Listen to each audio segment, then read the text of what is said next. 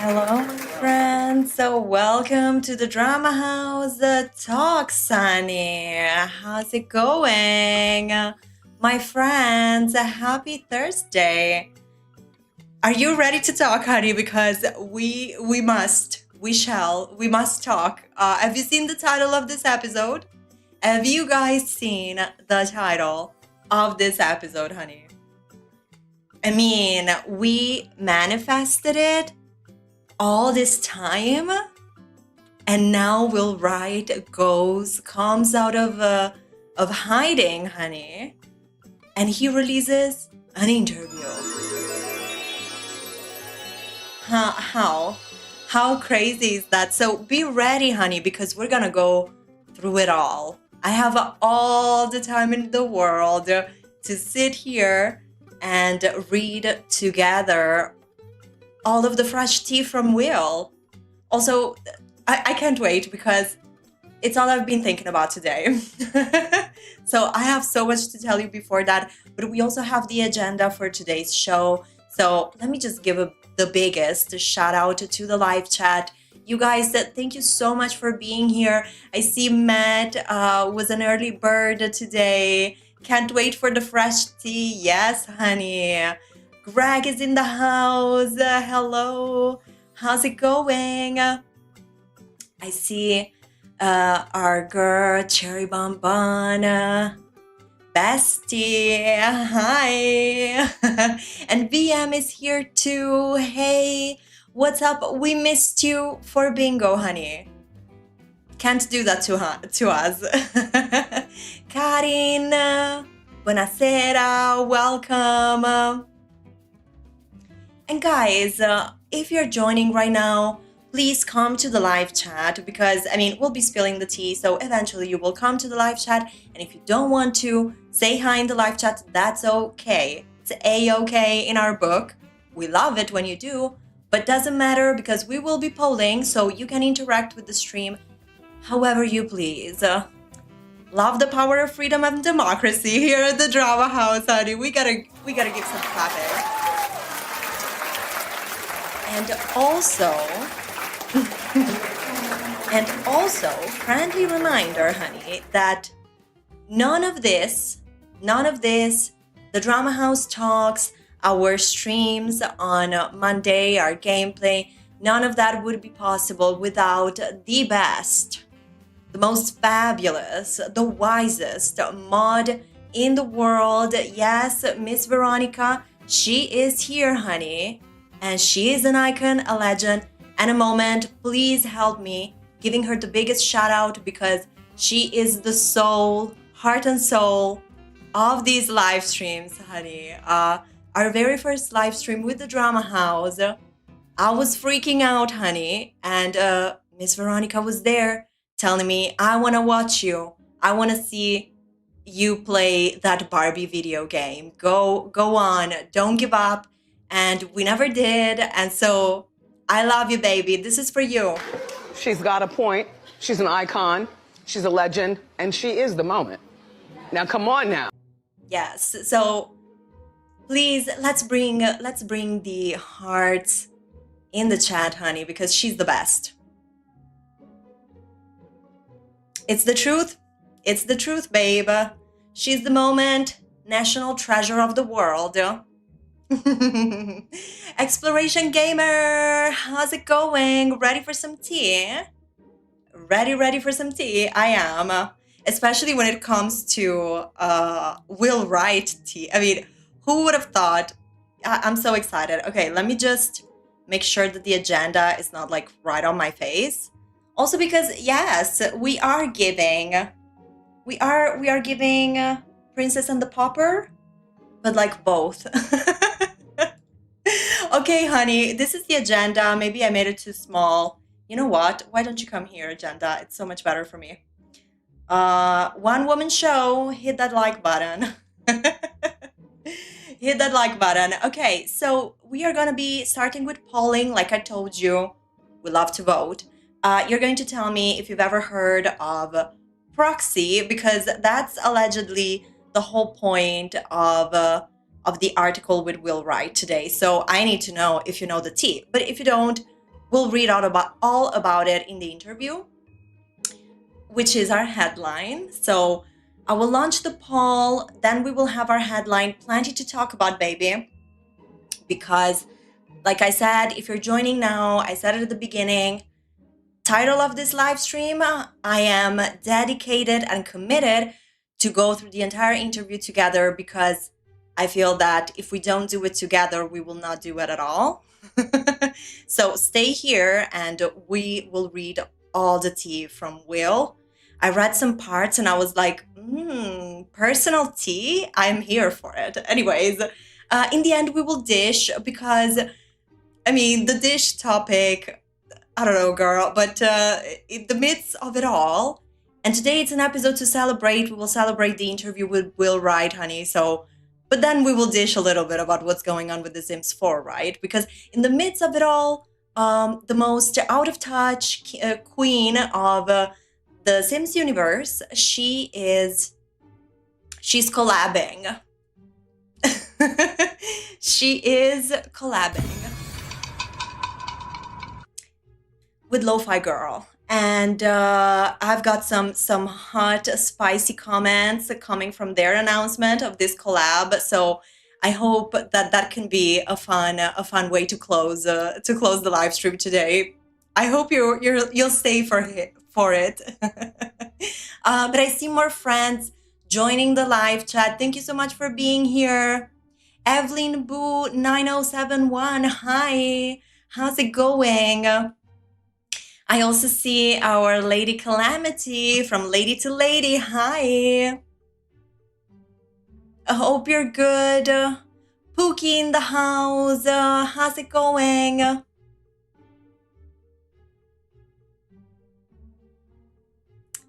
Sorry, I'm lost in the live chat to you guys.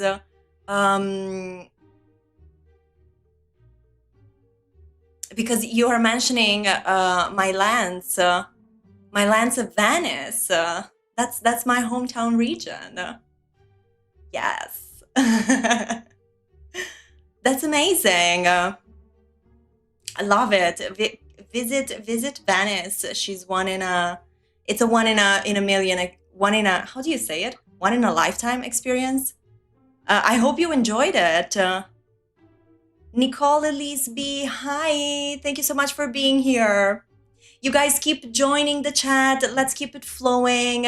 If you're popping in now, I would love it if you liked the live stream. You know, it's just a second, and then if by the end of it you hated it, you can remove the like. I promise. Okay, so this is the agenda. I am ready to poll. I hope you're ready to poll. So let's move on to the poll, baby.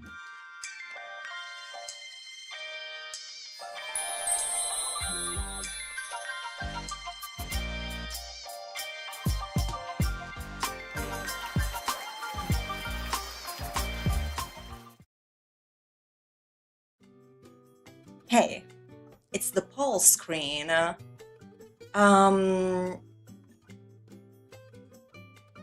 Okay, sorry. I thought the music was not popping. Okay, give me a second to type it in. The poll is going to stay up the whole episode, but it's also to grasp if you've ever heard of it. By the way, I have a full video on Proxy, so feel free to if you haven't heard of it. Have you heard of Proxy? It just doesn't sound like a game title to me, but no, Will Wright. Okay, yes, no, not sure. There you go, my friends. The power of the vote. By the end, wait, did YouTube like change the layout of the poll, or is it just for me? But vote, babe. And we are going to learn more about like this proxy thing, because again, that's kind of the main topic of the interview. But there's a lot, of course, of background in terms of like Sims, but also Will Wright's like life experience and character, which is what I think as the weirdos want to know. So there's also some tea that I had already found, because on the channel I did a full like The Sims 1 pre-release deep dive. It's like 1 hour long, and I went through all like the bits and pieces that I could find. Obviously, Will Wright, comes out of hiding to do this after I'm done with that video. Like, and I've been done, it's true, for a long time with that video. But also, I am ready to say that the power of manifestation sometimes works, because it's a isn't it kind of like an inside joke at this point? You guys, let me know. Let me know in the chat. But isn't it kind of an inside joke that we need to have this drama house interview with Will Wright? When this morning I just saw that and I was like, what? No way he's doing interviews. Wait, Will Wright, are you watching the drama house? Please email me. I mean, we're gonna be talking plenty about you, so maybe the algorithm. I mean, what am I doing? Dreaming. Also, be prepared, because in that video that I've mentioned before, the 1 hour deep dive into the Sims 1 pre-release, I was like, I talked about, because I found this out in another interview about Will Wright being a smoker. This continues to be a real piece of information, and this article has it confirmed for us with pictures. I guess pictures. I don't know. I'm old. I do this for pictures. Okay, so let's keep voting. I see we have a 36% hinting on yes. It's to be fair, like, yes, of course, I've heard of Proxy. I tried making like this deep dive on what is going on with that, but it's a little bit hard of a concept to understand. I think, at least it was for me. Like, what is this game supposed to be like and look like ultimately? So I hope this interview will clarify that.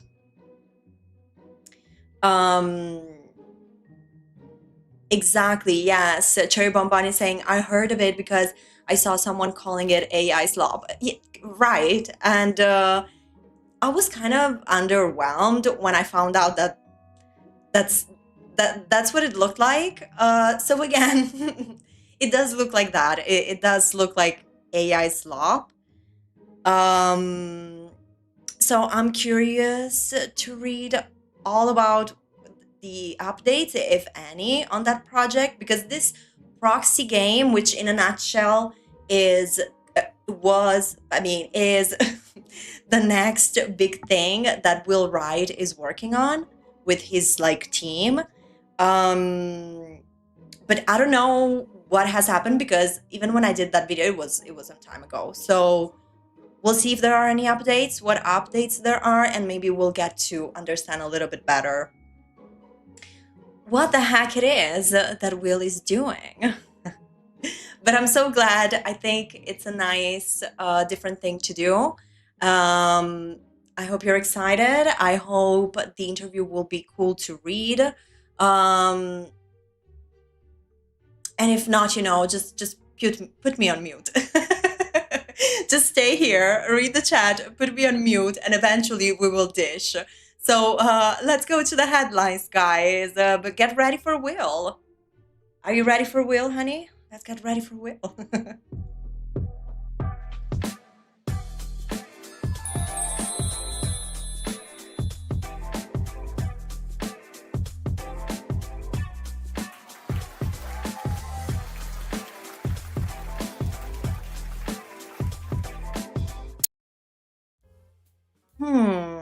Alrighty. Let's go. Let me move things around so I know what I'm doing. Although you know it, sometimes our streams get chaotic on a technical issue level, which c'est la vie. Okay, I should have it right here. Are you ready? Because it's gonna be kind of a jump scare, honey. So get away from your screen if you're too close. I'm just warning you. Okay, let's go.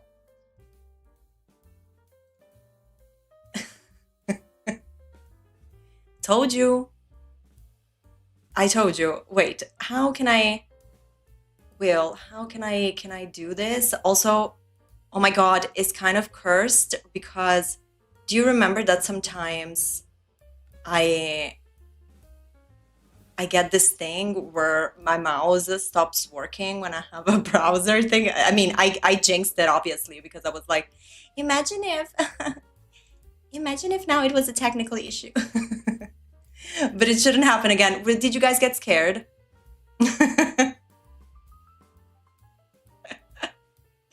Damn, we'll look like a zaddy. Okay, yeah, disclaimer, there will be jokes and there will be jokes, and all in peace and love, and obviously peace and love. But I mean, Will is the daddy, so hey, what you gonna do about it? Okay, let me see if it's going to be cursed again, and I also want to see the chat. So, okay, Will, are you going to curse my stream again? Let's just do it like this. Okay, it should be a little bit better. A little bit better. And subscribe, honey, just for this moment. Good times, always a good time at the Drama House, baby. Hit that subscribe button. Okay, so, chat, where did you go? So this is the interview, and it says it's from vulture.com, and it says The Sims creator's audacious quest to turn his and your own mind into a video game. Will Wright started Proxy in 2015. Imagine that. It's nowhere close to be finished.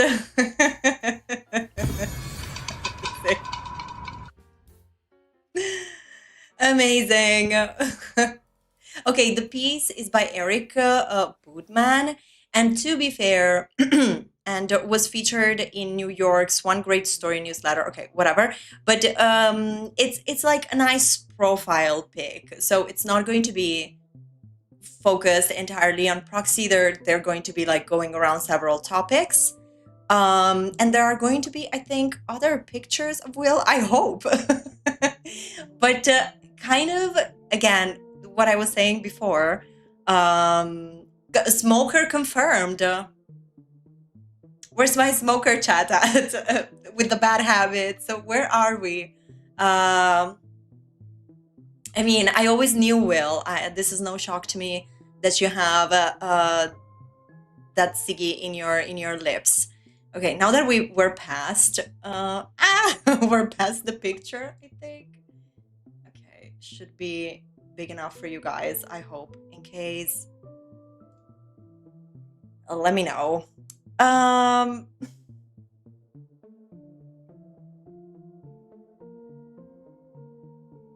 Smoker here with the bad habits. Hey, my smoker friends. And yes, after this picture, this might be your call. I might have to size it down a little bit if new pictures come up. But let's go. When he was about 5 or 6, Will Wright nearly drowned. Like we're starting like this, babe. I'm loving. Drowned in a vat of plastic. It was on a weekend at his father's factory in Atlanta. He's originally from Atlanta. We're already knowing. We're already learning new things about you, honey. Thank you, Will, for being here with us. His dad needed to pop in to check something, and what caught Will's eye was a large drum of polyethylene pellets. I don't know. The raw bits that get melted down and stretched into plastic wraps and plastic bags. Like, who has a story like this? They were whitish and tiny, as pleasing to the touch as beads or dry beans. It looked like a ball pit. Will jumped in. It was like quicksand, he said. His father came around the corner in time to see his arms poking up over the rim, a cartoon character in need of rescue. I could easily have died. He laughed a deep smoker's laugh. Again. Smoker confirmed. Oh, I'm sorry. I'm making this sound like it's like a really good thing. Obviously, it's not. But it is in this moment to me. Also, deep smoker's laugh. You guys probably have heard it from me laughing sometimes, so I get it. Quote, if I'd sunk deeper to the point where I was inhaling these things, more chuckling. I can picture him. See, you guys also from Vulture, why didn't you picture him chuckling while he recalled how he almost passed in plastic when he was a child? More chuckling, I wouldn't have been able to breathe. Wow. Wright was telling this story some 60 years after the fact. Okay. He has since, I don't know how old he is, but yeah, it's probably, how old did he say? 5 or 6, so he's 65, 66. For all the girlies interested in the chat, this bachelor that we have here today, 65, 66, I don't know if that's your age range. He has since become a father and a stepfather himself, as well as one of the most celebrated video game designers ever, a David Lynch of the console. Okay, the journalist is going here. He had transmuted the principles of urban planning into SimCity, the existential consumerist ennui of suburbia into The Sims, the branching complexities of evolutionary theory into Spore. We don't talk about Spore. I mean, do we talk about Spore? I don't think the Sims community talks about Spore enough.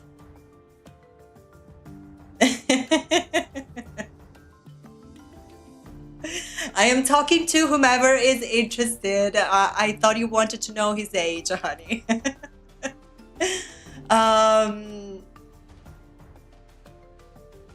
But okay, since I got stuck on Spore. I'm sorry. Which, by the way, we mentioned this before. Wait, I'm about to chuckle in a smoker's laugh. We talked about this before, but Spore was, sorry, let me rephrase with the correct subject for this sentence. EA had the audacity, still has the audacity, to make you pay money for sport. And I think it's also not that small of money that you need to pay for sport on their platform. So honestly, justice for sport. And since 2015, he has been absorbed by a new obsession: how our every shifting library of memories forges the self. And I'm like, honey, like, it's like that meme where the woman is in bed with the man and she is thinking, oh, I wonder what he's thinking about. And the man is Will in this case. And he's like, how is it that we have an ever-shifting library of memories that forge it, and how does it forge the self? Such a knowledge, Sam. That's all I say every time I read shit about him.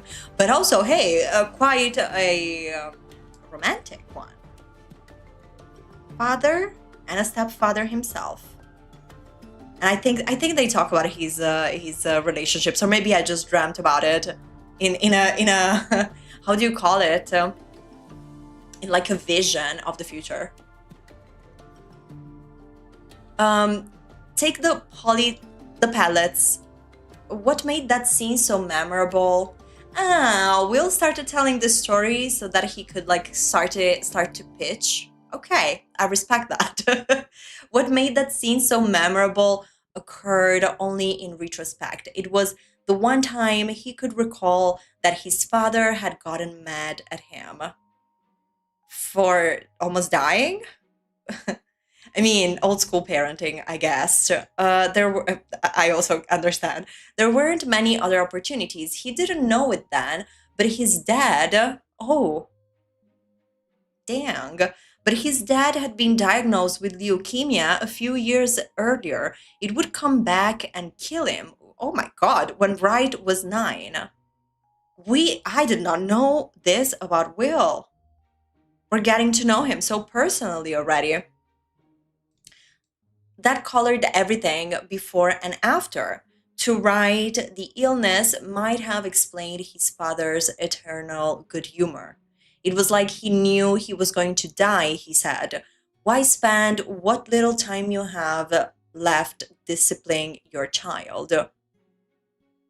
They sat dreaming of space, colonization, and alien life. His dad, I mean, I hope that Elon Musk never reads this interview, because he's going to take this line and make it his immediately. Also this, his dad took him golfing and let him drive the cart. And Elon Musk, that probably has no childhood memories, is like, yeah, me and my dad used to sit dreaming of space colonization and alien life, and that is why I need more public investments to continue my Mars project. Whoop! Shade! Came out of nowhere. I'm sorry. I mean, came out of space colonization. I apologize. Yes. Only when Will was blithely playing himself to death did his father's anger emerge. That day in the plastic factory was suffused with a loss that hadn't happened yet. No. I'm not even saying, because remember that I have a soundbite for that. Oh my God! I did not know we were gonna start this way. Including the Elon shade, but hey, somebody's got to do it. A single memory contained all of that. Wright imagined it as a snow globe, a world within a world. But that memory connected to countless others in conscious and unconscious ways. I wonder if Will Wright goes to therapy, or if this thought comes from a different route. Now we're getting deep. He wanted to create a game in which each player...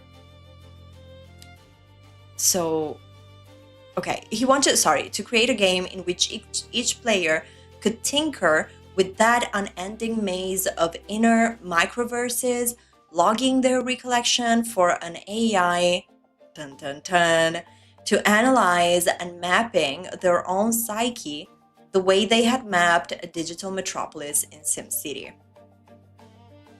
So I guess this is sort of our premise right now for proxy. Yeah, it would be called Proxy. Yesterday's You Tomorrow. The concept was part computerized Lego set, part RPG, part Enneagram, part transhumanist mind uploading fantasy. Part reboot of Borg and Proust for the LLM age. Okay. What did that even mean? I'm asking the same question. When Wright started working on it, he wasn't sure. He teamed up with an old friend, Lauren Elliott, a co-designer of Where in the World is Carmen Sandiego. So this man, I remember this part from when I did the research on Proxy, and this man, sorry, my whimsical wings were holding me to the chair. So this Lauren Elliott is also like a huge name in this like big video games titles from a very specific era in gaming. And in fact, this man goes being recognized because of Where in the World is Carmen Sandiego, but he did a bunch of more things. And I think that they were also mainly educational, but I'm not sure. Together, they started digging into the nature of how and what we remember. They interviewed NPR reporters about what made people comfortable divulging their most cherished stories. They interviewed neuroscientists on how such stories get encoded in the brain. They put together a team of 30 or so and started building a prototype. They announced Proxy at the Game Developers Conference in San Francisco in 2018. They set up a Discord server, I didn't know that, to create an online community both as a pool of beta testers and a proto fan base. They toyed with various AI algorithms and recruited human artists in residence to help. I'm not liking this last sentence. To me sounded very ugh. I don't know. What do you guys think?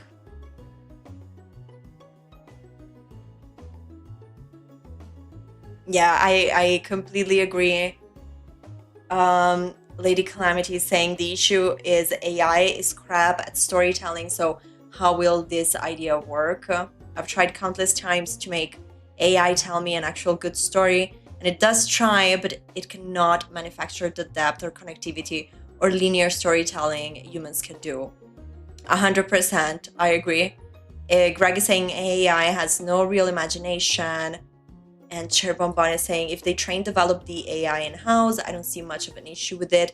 It's an amalgamation of their art to create a level of depth in quantity humans reasonably couldn't. I think that's fine. I think that yes, and I want to know. I want to see how they go more in depth, because to me, this thing about Proxy was that what I always watched and read about it was Will Wright giving this very like in-depth explanation that is hard to follow. So again, let's see where it goes in this interview. But then some other aspects like the demo that they had put out, it felt like it wasn't clear the whole thing about like the AI algorithm, what they were doing, how they were doing it. But I do think that at the core of Will Wright's imagination, there's always this idea of like unifying concepts and kind of breaking them down using artificial intelligence, right? I also think that nowadays for us, it gets like such a charged phrasing of things that we immediately feel like you guys are saying, the fact that it goes and the human artist in residence to help. It should be the other way around, but maybe this is just the journalist phrasing it this way, right? But It should be they recruited the artists, and then thanks to various algorithms, they could support these artists in their tasks. It's completely different. So I never know if it's like supposed to be phrased this way intentionally or not, but let's see. Then in October 2024, after spending 10 years, $1 million. A what? A what? A what dollars? $1 million of Wright's own money. Holy guacamole. I mean, the man must have had it somewhere because, I'm just shook by this sentence. I'm manifesting it for me one day. $1 million of Lady Drama's own money, just like J-Lo, to make my own vanity project. And a few millions, okay, from investors. After they'd already started building out the game's universe, they ran out of funding. Damn, initial investors were reluctant to pour in more money until they knew this thing, whatever it was viable. It kind of sounds like the beginning of Sims, but I don't think it is, but it sounds like it. They laid off their staff and let their artists in residence go. It's really not going well for these artists in residence, honey. What?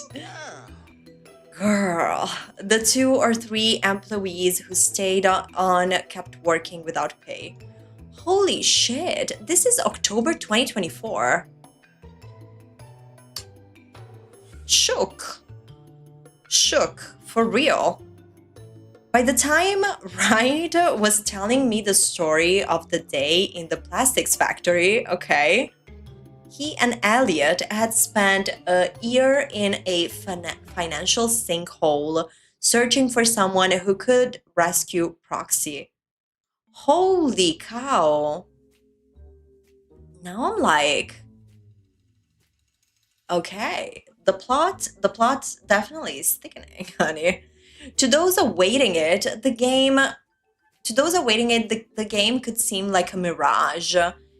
Quote, getting this game up and running feels like it's never going to happen. Where can I find an update on the status? Someone asked on the Discord server in October 2025. Damn. Wait, in what year did it say that they were making the Discord? In 2018. And in October 2025, they're like, where can I find an update on the status? Holy, the devs are probably having an existential crisis at the realization they've created life. What? What? Another person replied. Dang, Wright hadn't put out a new game. Honey, I'm gagged. Wright hadn't put out a new game since Spore launched in 2008. That was a success among reviewers, but polarizing among players. Some declared it a failure. I mean, yeah, there's mixed opinion, I guess, about Spore, but it was definitely taken until the end, but also under the EA's control. The vision was almost impossibly... Can you imagine if by the end of this article we find out that Will Wright is trying to have like EA make this? Then we will all need to have a moment of silence. But now I'm getting scared. Where is this story going? The vision was almost impossibly grand. They're talking about Spore here. Players guiding life forms as they progress from single-cell organisms all the way up to complex social beings that travel through space and interact with aliens. So this is the premise of Spore. Proxy was even more ambitious. It's like your favorite band from the 70s. Okay, this is not Will saying it, I think. It's like your favorite band from the 70s suddenly comes back and goes, we're doing a new album, and you're like, wait, what? And then, oh my god, that's awesome. Okay, said game designer Rami Ismail. But also, do they still have it? Can they still do it? Wow, Rami, you need to subscribe to the Drama House, honey, because he's literally comparing the comeback of Will Wright to the comeback of like rock stars, like favorite band in the 70s. I mean, we love kings supporting kings. Now I'm like holding back because I really don't know where this whole thing is going. SimCity, which was first released in 1989. Yes. Which I think it's this original version that, by the way, you can play online for free on like a simulator kind of thing. It's really nice. When I was making that infamous video I spoke about, I went and spent some time in the original SimCity. And you know what this one is? Look at how well behaved these Sims are during this birthday party. Okay, whew. This intro to this article hit me, baby, one more time. So, Will Wright lives in California at the very top of the Oakland Hills, where the city's fanciest, curviest streets give way to the forested crest of a long-dead volcano. Oh, wow. The place can feel like it's at a remove.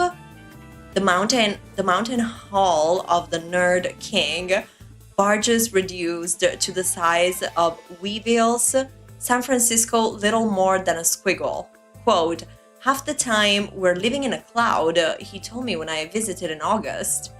Oh, to be rich. Girl, if I look outside and there's a cloud, I'm like, what is going on? Who in this building left the stove on? Honey? I'm scared if I'm living in a cloud.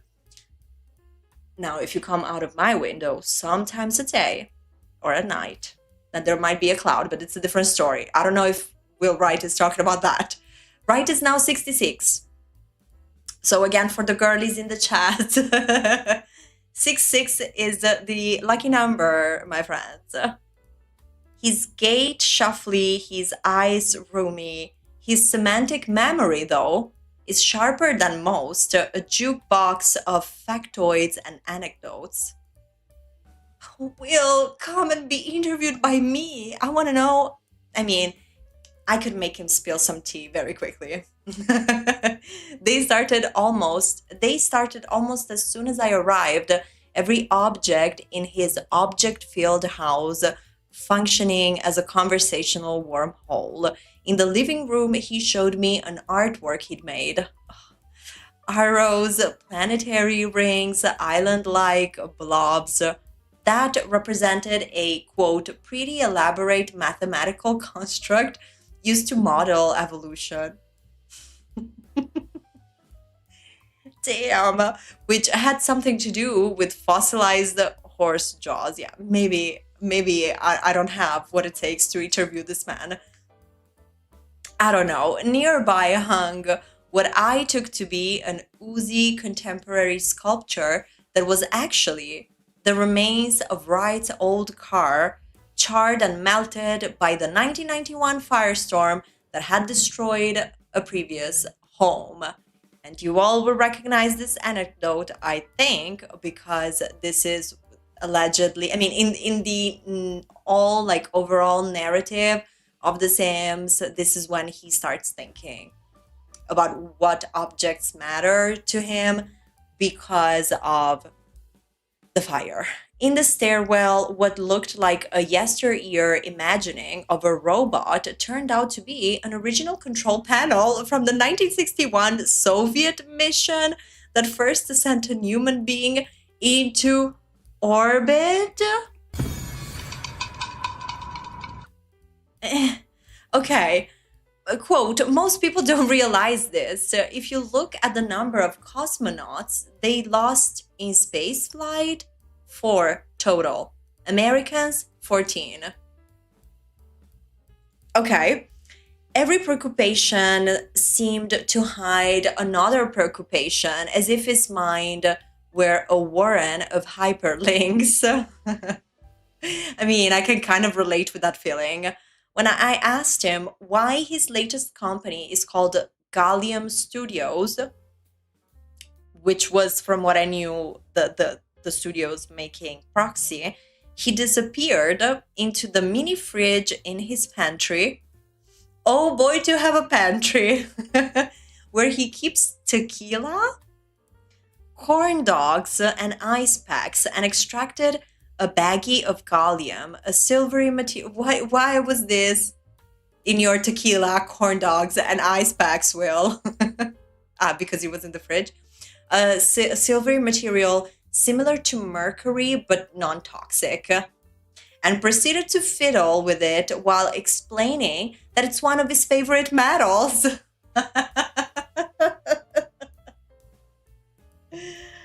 Ah. Okay, I am living for this. You're interviewing Will Wright in his fabulous house in the clouds in the hills of California, and you're like, why is your company called Gallium Studios? And it's like, hold on, let me move this tequila bottle, let me move the corn dogs because I gotta show you my favorite metal. That it melts at skin temperature, that it's the substance psychics use to seem like they are bending spoons with their minds. Holy.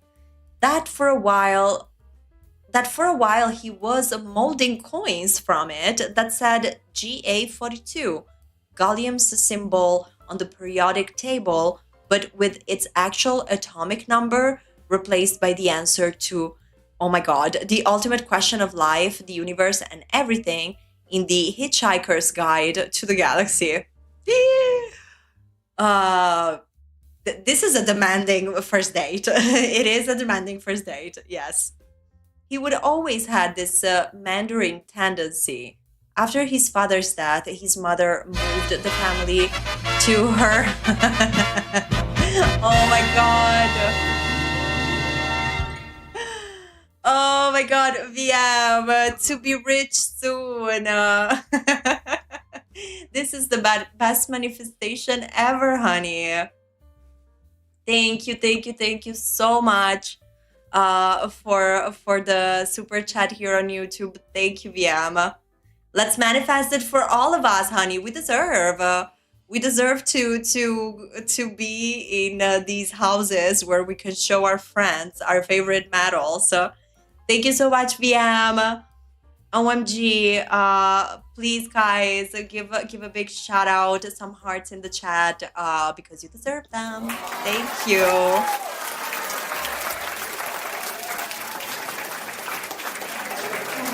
So generous, thank you. And yes, we need to manifest that wealth. After his father's death, his mother moved the family to her hometown of Baton Rouge. Will became fast friends. What's a fast friend? With friends fast, like you became friends quickly, with Charles Steinmuller, a boy down the block. They spent their days tooling around. They used the willows overhanging University Lake to pull themselves along in an aluminium John boat, dip netting for turtles. Once Steinmuller, I hope this name doesn't come back, it comes back multiple times. So once, as he recalled, Will felt a snake under his hand on the branch he'd grabbed, took it home, threw it in a garbage can, spent the day playing with it before realizing it was a cottonmouth. They walked along the railroad tracks to the model store. They built model ships, model tanks, model cars, model planes. They burned up a neighbor's azalea bush. What the hell, excuse me? while trying to build a liquid fuel rocket. They decked out Will's first Toyota with toy rocket launchers on the hood. What the heck? And windshield wipers that spattered water onto whoever might be giving chase.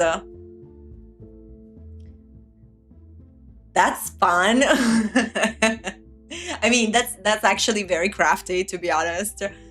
Steinmuller followed his forebears into the shipping industry, and Wright kept tooling around. He bounced from college to college, Louisiana State to Louisiana Tech to the new school, before dropping out for good. He could have taken over the family plastics business. So maybe the plastic that he was suffocating in was from his dad's business, which makes it even worse. Instead, he built robot bits and remote control doodads on the kitchen table. He souped up a Mazda and raced it across the country. He fell in love with the painter who became his first wife. Wow. Okay, this part, really liked the writing. It really took us on this journey with him, you know? He could have taken the family business, but instead he was building robots on the kitchen table.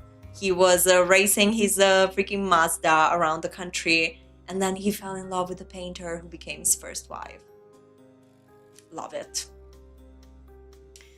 Programming was at first just the skill he needed to master to make his robots move. By 1982, he was driving around the Bay Area trying to sell his first shoot-'em-up game. Most of the people he met with were stiff executives, goal-oriented and profit-minded. Lauren Elliott, though, was a designer at Brunderbund Games, working in a former liquor store beneath a sign that said, Department of Redundancy Reduction Department. What?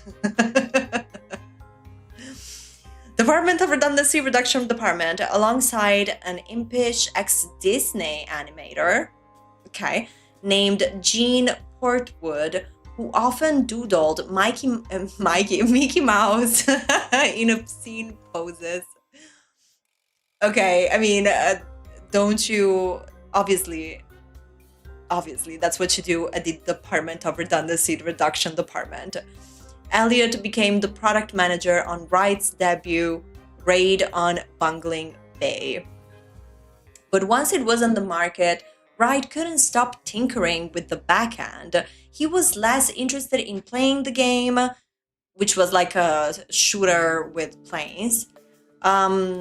He was less interested in playing the game than in building out its grainy digital landscape. He laid roads and wondered where the travelers on them were heading. So he added buildings. Will was playing Barbies, honey. So he added buildings, which in turn led to a zoning code. This puttering would lead to SimCity, in which the player is thrust into the role of mayor, balancing taxation and spending, building schools and hospitals, watching civilization unfold, and occasionally succumb to random Godzilla attacks. What made it original also made it hard to sell. The game didn't necessarily have a clear aim or point. It was about poking around in a branching universe of possibilities. What happens if you cram in as many skyscrapers as possible? What happens if you pack your city with landfills like a garbage patchwork quilt? It might never have come out if an investor named Jeff Brown hadn't coaxed the idea from Wright at a game pitching pizza party. Brown remembered their initial conversation for Chaim Gingold's book, Building SimCity. You're not going to like mine, it's really awful, Wright told Brown. Why wouldn't I like it? No one likes it. Why doesn't anyone like it? Well, it's not a game. Really, what do? Well, you build a city. Because you were pitching this to men, Will. I'm sorry. I don't want to go there, but Yes, that idea that a game isn't a game, that idea, a game that isn't a game, sorry, would make Wright famous. And this part of the whole Sims story is my favorite part. Like, how much it seemed that it wasn't supposed to happen, and then it happened, and then it was like, made him a freaking billionaire, honey. So he can spend his life saying, guess who was right? Yes. Guess who was right? Yes, it was me. He would become known as the eccentric master of sandbox games, the god of god games, as the New Yorker once called him. I like that.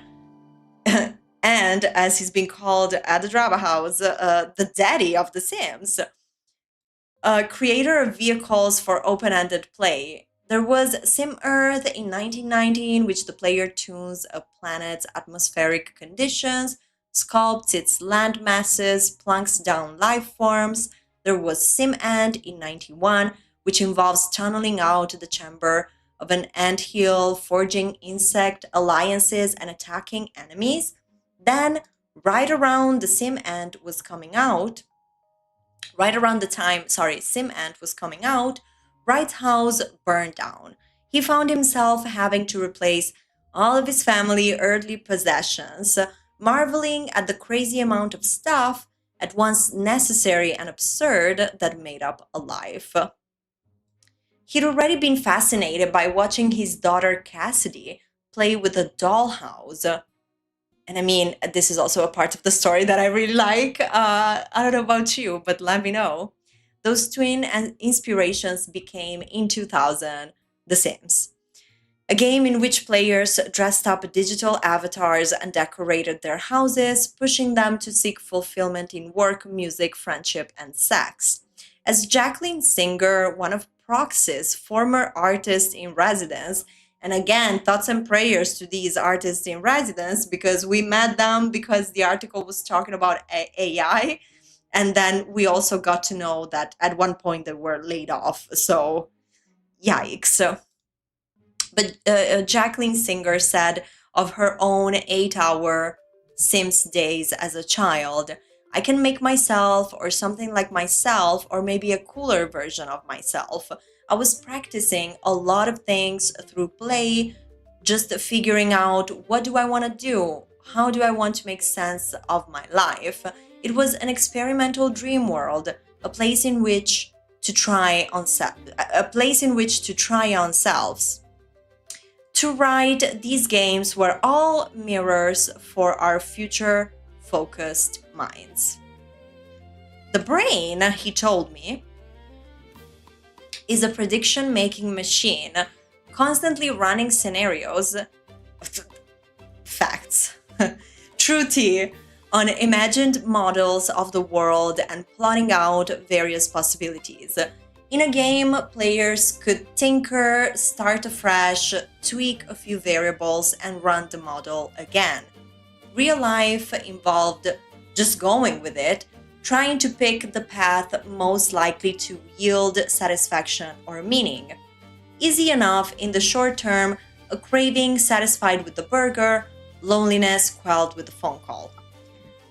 Longer term, the algorithm was trickier. Wright had been married 3 times. I mean, this article is just keeping us on our toes, because we're going from like quoting things like Proust and books and very metals, and then sometimes this journalist is like, oh, a little bit of a little new nugget of info. So I'm curious how this connects, honestly. Because it goes, longer term, the algorithm was trickier, and still in this whole paragraph it says, Wright had been married 3 times. He knew that what made the love 3 times. So wait, we counted 2. We were alleging 2 before. 3 times, honey, 3 volte. All right. So, allegedly, he knew that what made love worthwhile was the very fact that it was unpredictable. Okay. The past, however, could be just as inscrutable. Even less weighty decisions were sometimes inexplicable to him. When I asked about the impetus for one of his projects, he laughed. Honey, where are all the pictures of Will laughing? Please, you should have taken a picture of the man, right? He laughed and said, I don't know. I thought it would be cool. I don't always sit down and self-reflect to that degree. Right, yeah, okay. Whenever he reads about himself in academic papers or newspapers or magazines, or he's watching a video from the drama house, who knows, he thinks about the parable of the blind man and the, oh my god, wait, maybe let's leave the drama house out of this. He thinks about the parable of the blind man and the elephant. Everybody gets one, oh, okay, no, it's actually a okay take. Everybody gets one little perspective correct, but it's not the whole picture, he said. He can tell they're missing something, though he can't say exactly why. That's what I want proxy for. He's still pitching. My man is still pitching because I don't know the whole picture. I think a lot of the picture is locked away inside of me somewhere, and I would like to have better ways to visualize it. But like you're saying that you're also the same person that doesn't think that deep, and then you close with a sentence like this. I think a lot of the picture is locked away inside of me somewhere, and I would like to have better ways to visualize it. And this is an early sketch that he made while conceptualizing Proxy. Create a mind from your memory world. Proxy now builds a conceptual map of how you associate all the things in your life. For instance, you might have a close association between motorcycle, Uncle Bob, summer, and fear. This is displayed in your psychograph. So in his psychograph, because I'm a nosy bitch, family, close, distant, close, mom, dad, sis. Oh, Uncle Bob and cousin Jimmy are distant. I hope, do they know?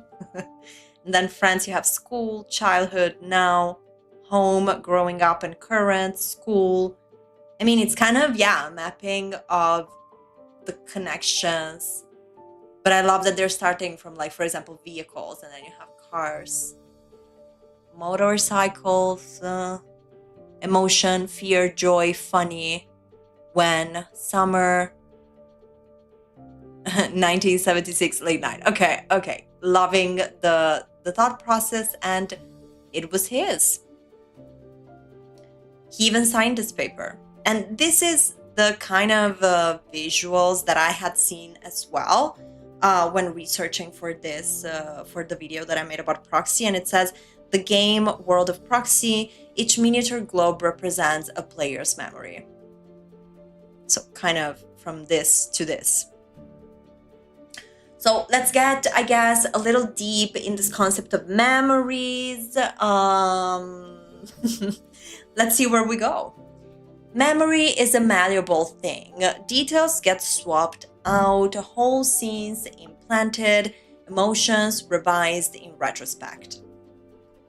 One famous example comes from psychologist Ulrich Nisha, who remembered exactly where he was when he'd heard about Pearl Harbor. He could see himself sitting in his living room listening to a baseball game on the radio when a newscaster interrupted to say that the Japanese Air Force had bombed an American base. Only decades later did Nisha realize this couldn't be. The attack occurred on December the 7th, months after baseball season. He must in reality have been listening to football, though he could almost hear the announcer crowing about balls and strikes. Oh my god. when I was reading this part, I was thinking about maybe for people that are closer to my age, the collective memory of 9/11. But now I'm thinking, imagine if somebody told me that what I remember I was doing and where I was is not real, because that's something that I remember like clearly as well. But okay, this hints at a view held by cognitive scientists.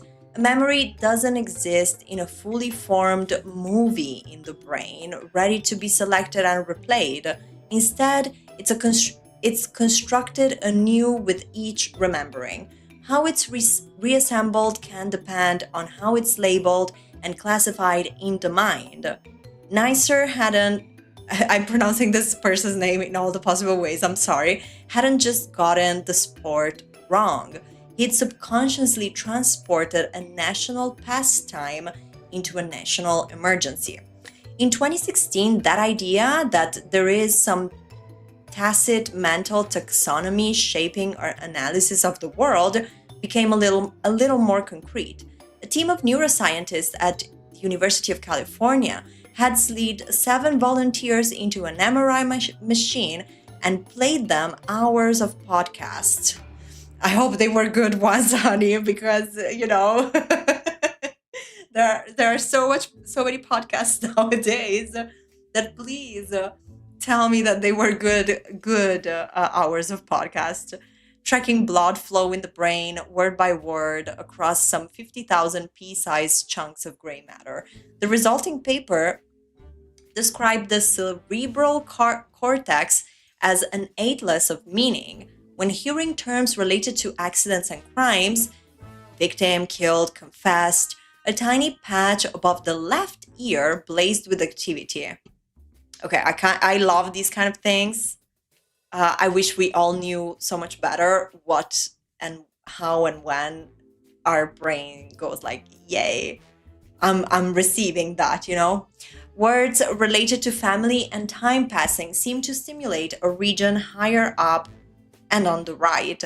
Other spots lit up in response to these words too, which made sense. Each place was a node in a network. Each world could have multiple contexts, connotations, and associations. The study wasn't perfect. The sample size was small and relatively homogeneous. I don't know how to pronounce this word. Still, the maps of all 7 brains had striking similarities. Alex Huth, the first author, was on a plane just after the paper came out. He'd splurged on Wi-Fi to watch it take off on social media. It had been picked up by the New York Times, the Washington Post, the Guardian, NPR. When a wild email showed up, holy fuck, Will Wright just emailed me. I'm freaking out. That would be me.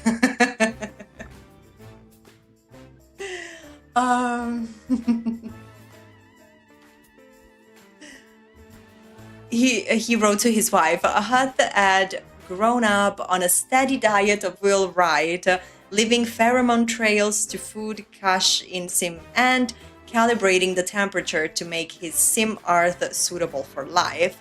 He credited Wright with getting him interested in science in the first place, and now Wright wanted Huth's input on his latest idea for a game. Love it. And this is how Wright described it at that point. Players would enter, talking about proxy, we're speaking of proxy, players would enter descriptions of significant memories from their lives and tag them with words that fit into 6 categories: people, places, time, feelings, activities, and things. Once they'd added enough memories, the software would look for trends, diagramming the associations and leitmotifs of the psyche, like the traffic pattern of a city. In his email, Wright had attached some, Will Wright was just like, I'm emailing this person and sending all the tea. And maybe even a sample of his favorite metal. We don't know. So in the email, he had attached some of the graphs he had made for himself. They looked like words sprinkled galaxies, but It was in layering those diagrams, one on top of the other, people overlaid with feelings, that patterns began to emerge. His old partner in mischief, Charles Steinmuller, floated somewhere between exciting and scary. His father sat off in a distant corner of frustration and sadness. So this was in the graph that Will Wright made about his own memories and his own self. And now I rephrase the sentence that the question actually that I asked before. Is it just that Will Wright went to therapy? And then he was like, wait, hold on. This would be one of my questions. Did Hath want to meet Wright and his partners? He did. They were really interested in whether their layout of concepts is related to what's happening in the brain, Hath recalled. To him, the vision seemed right, not in the specific locations activated by various themes, but in the sense that our neuroanatomy did seem to parse the world by subject, tangles, and folds of neurons, lighting up in response to clouds of ideas. He just had no idea how it would actually become a game. Yes, because so far, this whole concept and like all of the things that they're saying and the whole topic is super interesting, and I bet that it would be very interesting to sit there and just watch and listen to Will Wright talking about this. That's true, but how do you make this a game exactly? After their meeting, he didn't hear anything else. He assumed it had amounted to nothing. Amazing. But shaped, or at least encouraged by Hutt's work, those strange graphs did slowly become something. By the time Wright was showing me Proxy, nearly 10 years later, it began with a map of bays and islands. Click to implant a memory. Type in a few salient details and watch as an AI algorithm brings it to life. And yes, I remember that kind of like the demo was like that. Like they were showing how the game was kind of, was recreating a memory that was something like going to fish with the grandpa or something like that. A picture-ish short of what had, until a few seconds ago, existed merely in the mind's eye. When not being revisited or tweaked for accuracy, the scene sits in the landscape like a fishbowl. A player has to think carefully about where to place each story. Its geography helps determine its meaning. Maybe it's my injury island, or my death island, or my education island. Everybody's going to organize their world differently, Wright explained. But a player can also label a memory beyond the thematic landmass it lives on. It might rest on Death Island, but also involve dogs or whiskey or embarrassment or Catholicism. And the AI picks up those tags as well as other keywords and themes not explicitly named, and with a click, the algorithm can reveal the connections between memories the way a detective might draw links on a conspiracy board. Okay. Like so far, it's just looking to me like a tool that assists you unpack your memories and trauma, and it's like a journal, like, which, maybe could be fun, but I don't think that's where they're going.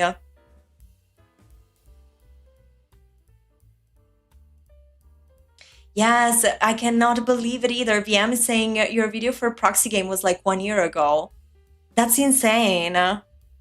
I would not have pinned it down whether it was already 1 year or not, but thank you for checking. Yeah, and in there's also like the trailer and those things. So, but thank you for checking. It sounds like an episode of Black Mirror, this game. Yeah. It sounds like it would eventually send me right back to therapy. Same. I mean, and I'm thinking, look, if it can be a support tool so that I don't have to spend money in therapy, Maybe we're talking. But I don't know, maybe we're making it way more human oriented than it actually is supposed to be. But okay, the premise of like the root of this idea, I'm starting to get it. I'm still not seeing, although I do have kind of an idea of the. Oh, another picture of Will. Hold on. We're not there yet. I was seeing if there were more pictures of the game, maybe below. Maybe we can. Because the trailer does show you a little bit better this how they place the memories and how they connect them together. This is all subject to design change. Wright told me recently he'd just been working on the game's economy.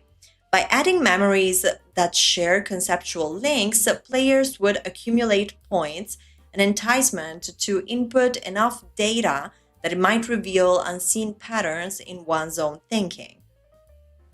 The team was also prototyping another element, a human form into which that web of memories and associations would transfer, its personality shaped by what the player had logged.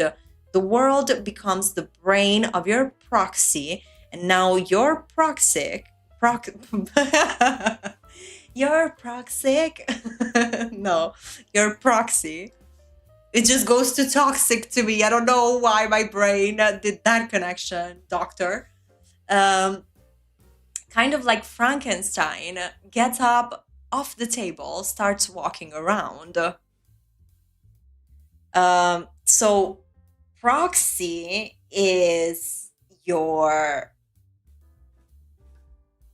mm, your proxy. Like, is my proxy the avatar or is my proxic the environment? I keep saying proxic. What's wrong with me? My proxy. I think the proxy is the avatar, I believe. Wright and Elliot knew the interaction between different players, proxies, different players' proxies. Okay, so the proxies, fucking hell, it's hard to say in a row. Proxies are like the avatars, so the interaction would be central. They wanted their game to explore those Nasser-like discrepancies, how two siblings might remember the same story differently, be it the color of a pair of shorts or the balance of a childhood scene.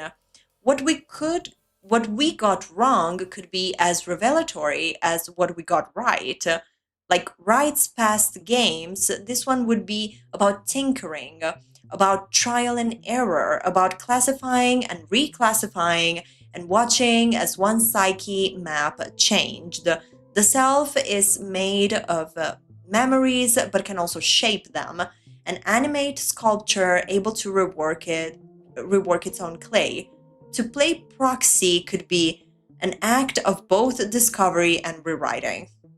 I mean, this journalist is really doing a great job at like romanticizing this idea, because this last part was really nice. Like, the self is made of memories, but can also shape them. An animate sculpture able to rework its own clay. Like, it's very, but still, what's this game?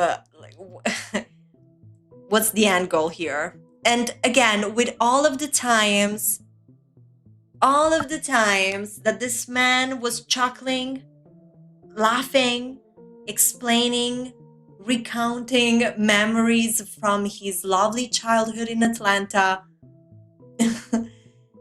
or saying, after explaining how he thinks very deeply about stuff, saying, chuckling, oh, I'm not that deep.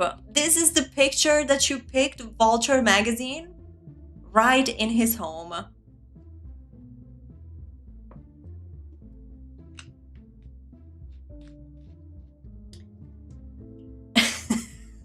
I'm sorry, I've lost my words. Will, they didn't ask you to. Maybe he was like, yeah, let's pick this one. I don't want the one where I'm laughing, where I'm chuckling at my childhood. Mm,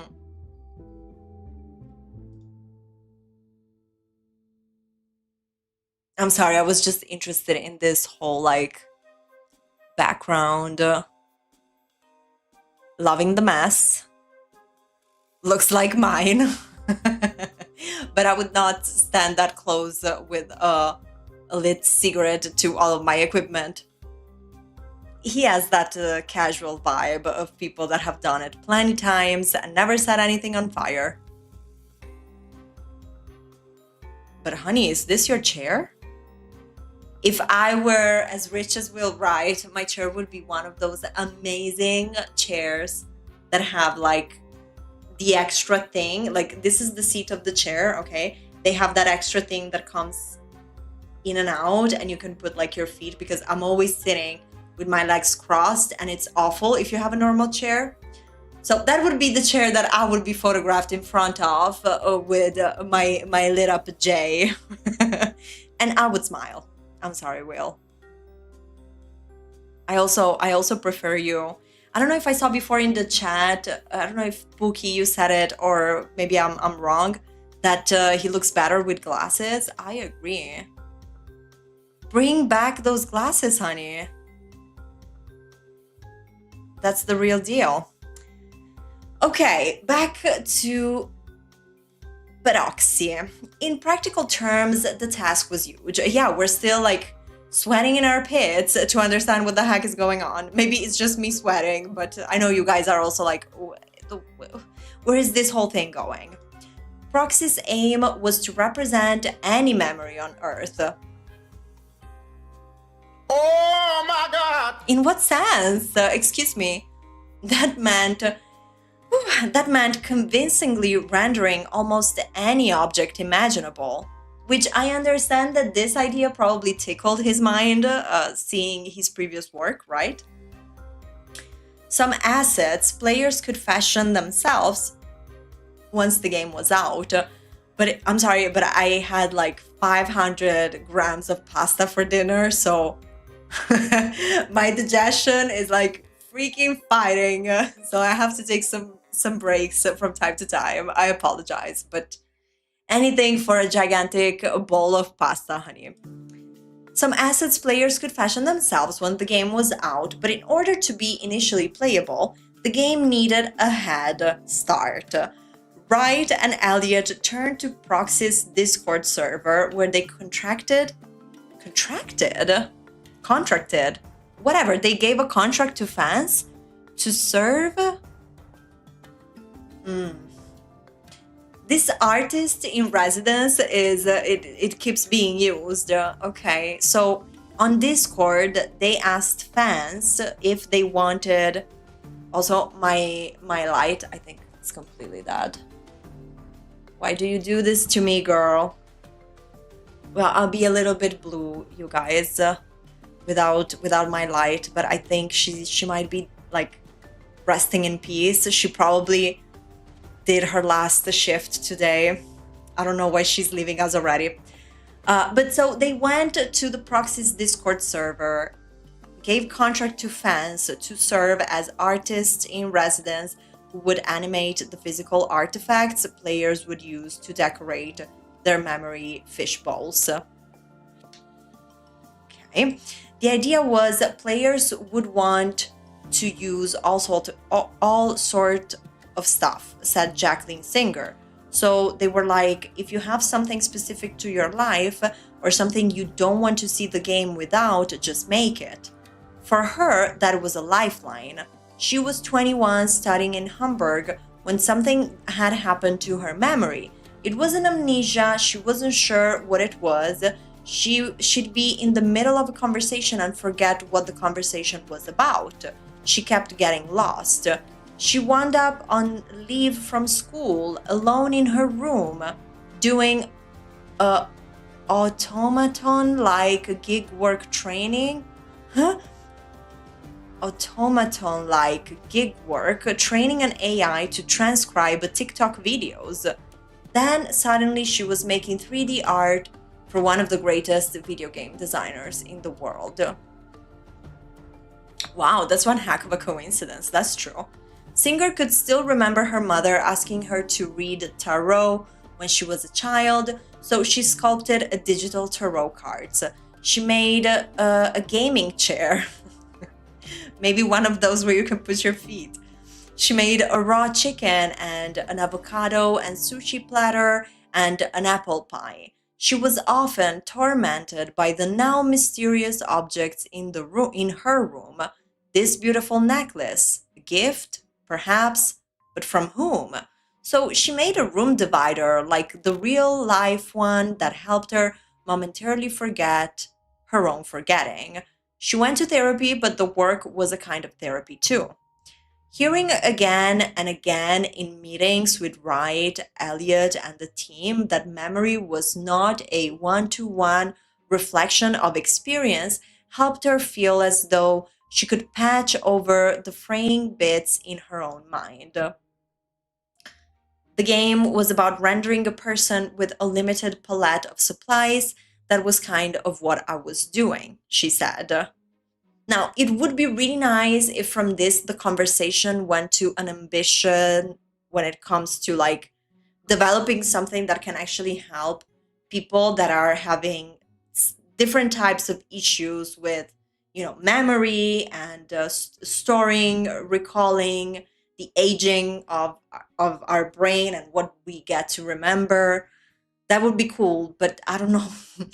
I don't know if the conversation is going there. I liked this whole story, especially for how the timing this thing happened for her. Wright had deliberately kept the proxy crew small. Spore had a staff of more than 200 people within the behemoth of Electronic Arts, which acquired Wright's first game development company in 1997. He'd chafed at the inertia, the rigidity. Oh, thank God, some EAT. This article is something, but please, how does it? Also, my first question, if I was interviewing this man, what do you think of EA today? And also, give us the tea on EA yesterday. At one point during his EA years, the higher ups had reprimanded him for putting up a salt lick among the cubicles, but he didn't take it down. He just put up a sign that read employees only, as if further highlighting the comparison to a factory farm. Once Spore came out in 2008, he left EA and vowed he would never work that way again.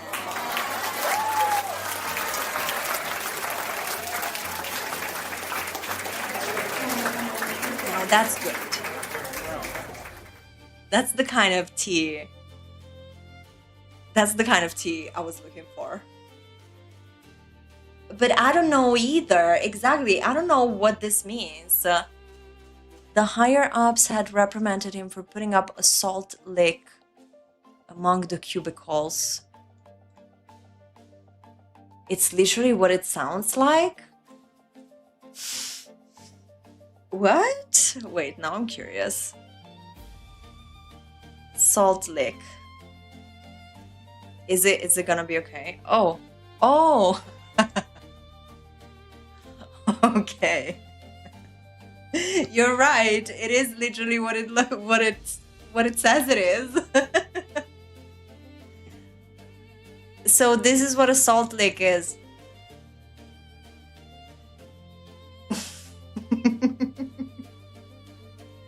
Why did he have this in his cubicles at EA? I kind of want to know. He was showing he felt like a farm animal.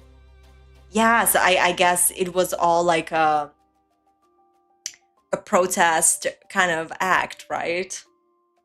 I wasn't expecting this from Will, but like I love the humor and also the anti-corporate vibe. Will, I don't know what we will think of you after this whole interview, honey, but we love this. We love this anecdote.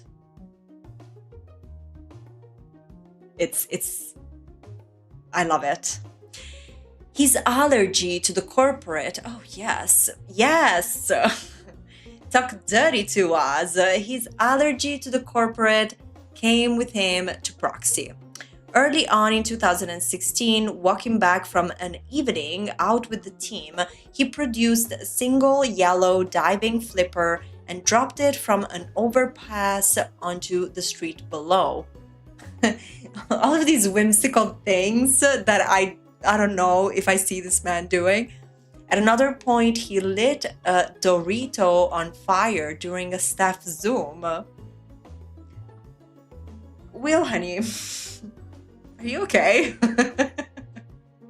Why lighting up a Dorito during a staff Zoom, honey?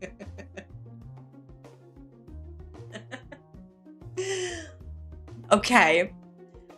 Then there was the time programmer Adam Lopez and Elliot were supposed to meet some potential partners at Apple. We're waiting for Will. We're there, ready to pitch. Then 5 minutes before the meeting, he texts Elliot a short thing. Hey Lauren, I found myself in a Y.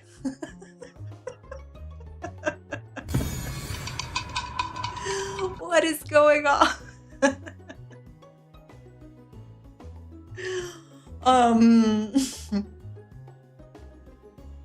Oh no, honey. Obviously, the whole anti-corporate sentiment goes especially for these like big sharks. I love it when they are rebels, you know. But yeah, as long as you don't set chips on fire during your meetings, babe, you're good. You're good. Corporate is gonna be good. And it's also very different, I think, to be in corporate with the awareness of like your surroundings and how you move in those surroundings, rather than being in corporate and being absolutely ready to be a total shill and to say things like, because corporate wants it.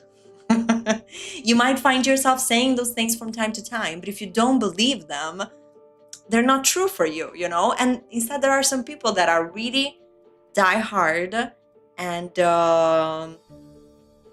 you know, it is what it is. And some other people are setting Cheetos on fire, Doritos on fire. Some Zoom meetings kind of require that kind of violence. That's true. I've seen some pretty crazy things on Zoom meetings, but never a Dorito on fire. And never this, although this is an absolute serve and slay. Hey, Lauren, I found myself in a Y. Sorry, I can't make it. You guys can manage.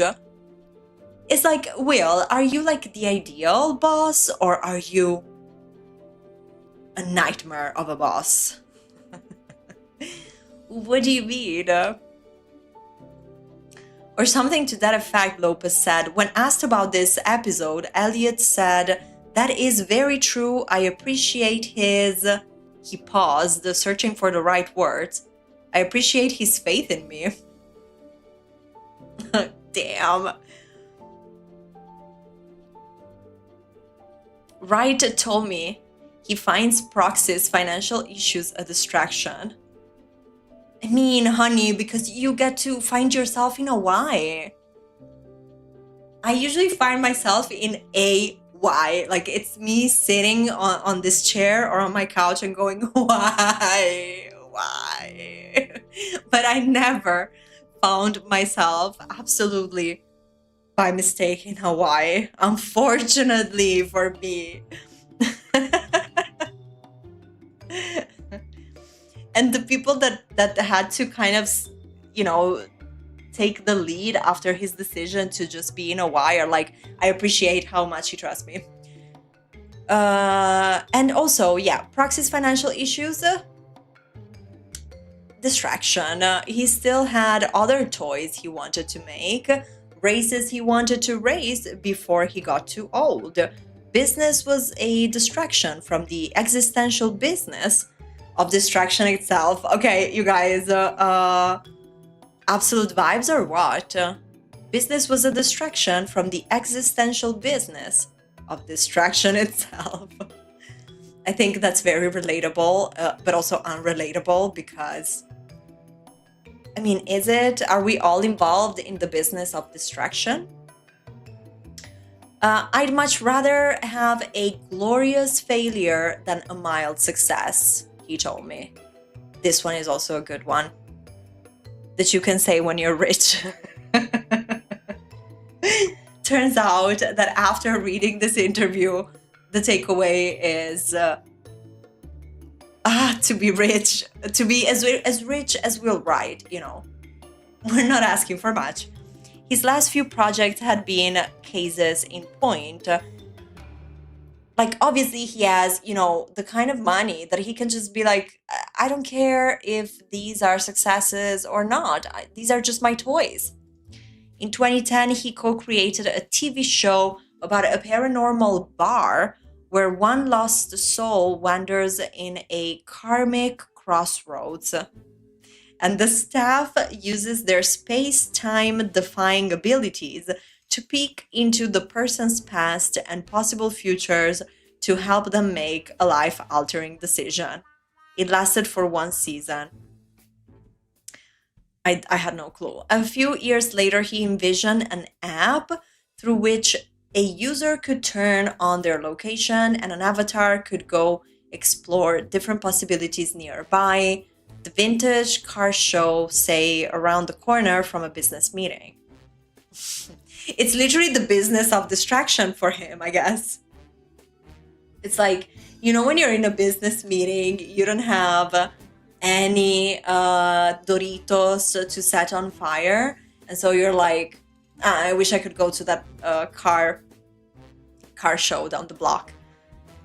It lasted a matter of months, this app. We made a social platform nobody wanted, said Lopez. He had followed Wright to Proxy. Even so, he found this sort of thought experiment irresistible. If you and I switched all our memories, would you really be me and would I really be you?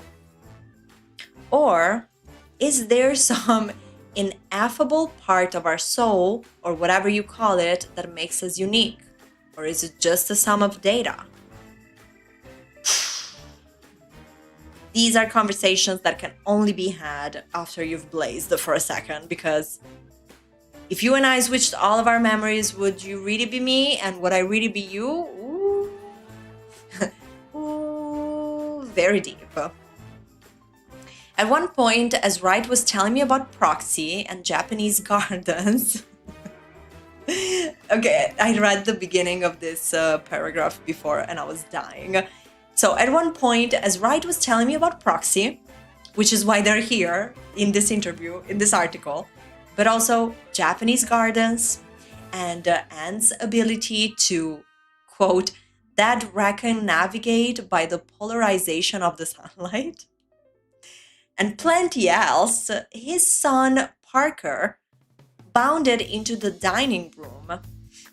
He's 15 and provides the primary structure of Wright's days. School drop-offs and pickups.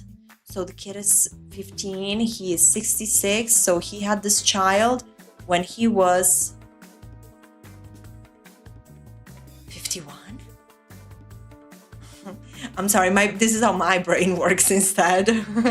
Will's right brain is like Proxy and Japanese gardens, and also the ant's ability to navigate by the polarization or whatever. And I'm like, okay, so if your son is 15 and you said that you're 66, so that means that you had a child when you were 51. Like, dude, what do you mean? I'm sorry. It's not a bug, it's a feature of my little Proxy here. The fatherly pride was audible when Wright told me Parker had taught himself enough math from YouTube to test out his classes and into college level ones. But it didn't take long for Wright's inner 15-year-old to come out. He's not very good at video games, Parker told me of his dad. The audacity of kids being like this, like, look, you can be like a video games legend like Will Wright, But if you have a 15 years old son, he's going to hang around you and be like, he sucks at gaming. I love. He's got too slow of a reaction time, and for games like scrap mechanics, which are more about strategy and thinking, he doesn't know the game mechanics. So. Oh, come on, Wright growled. Who built the best autonomous car? Mine is so much better than yours. Some people have just had childhoods and like formative years that some of us cannot even fathom nor dream, because we can't even dream of this. Like the dad is like, who built the best autonomous car? Mine is better than yours, Dad. At which Will says, yours didn't work. Mine worked. A few minutes later, Star Wars 2, which is actually episode 5, that's considered the best, Wright said. You call that your favorite? I think it's one of the worst ones, Parker said. Nothing big happens in it, really. Wright's voice went up an octave. Imagine.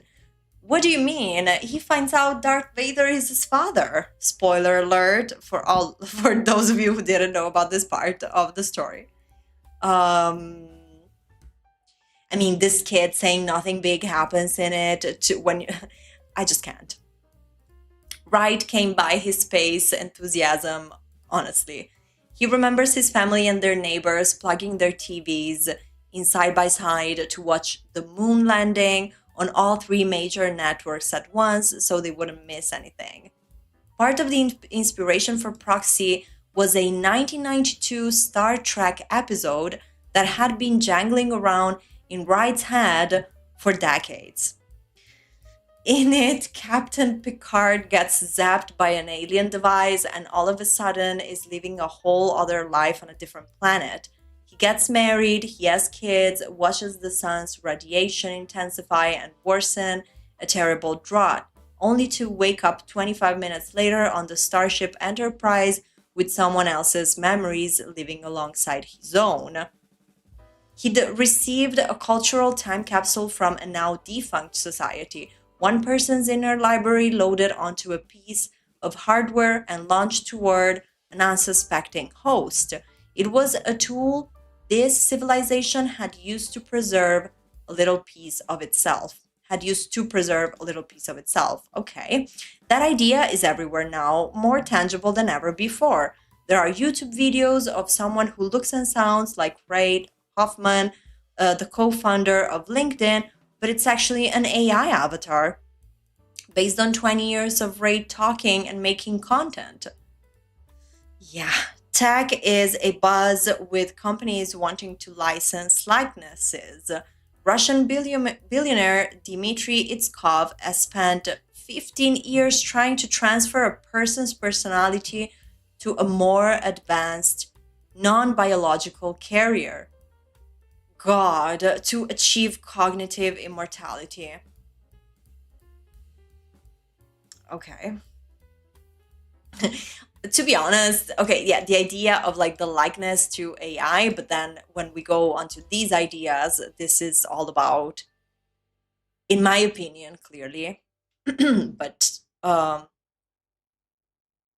don't know. When billionaires are like obsessed over either like never dying or the concept of like, yeah, why do you think they obsess over this? Transfer a person's personality to a more advanced non-biological carrier because they want to live forever. And that makes me sick.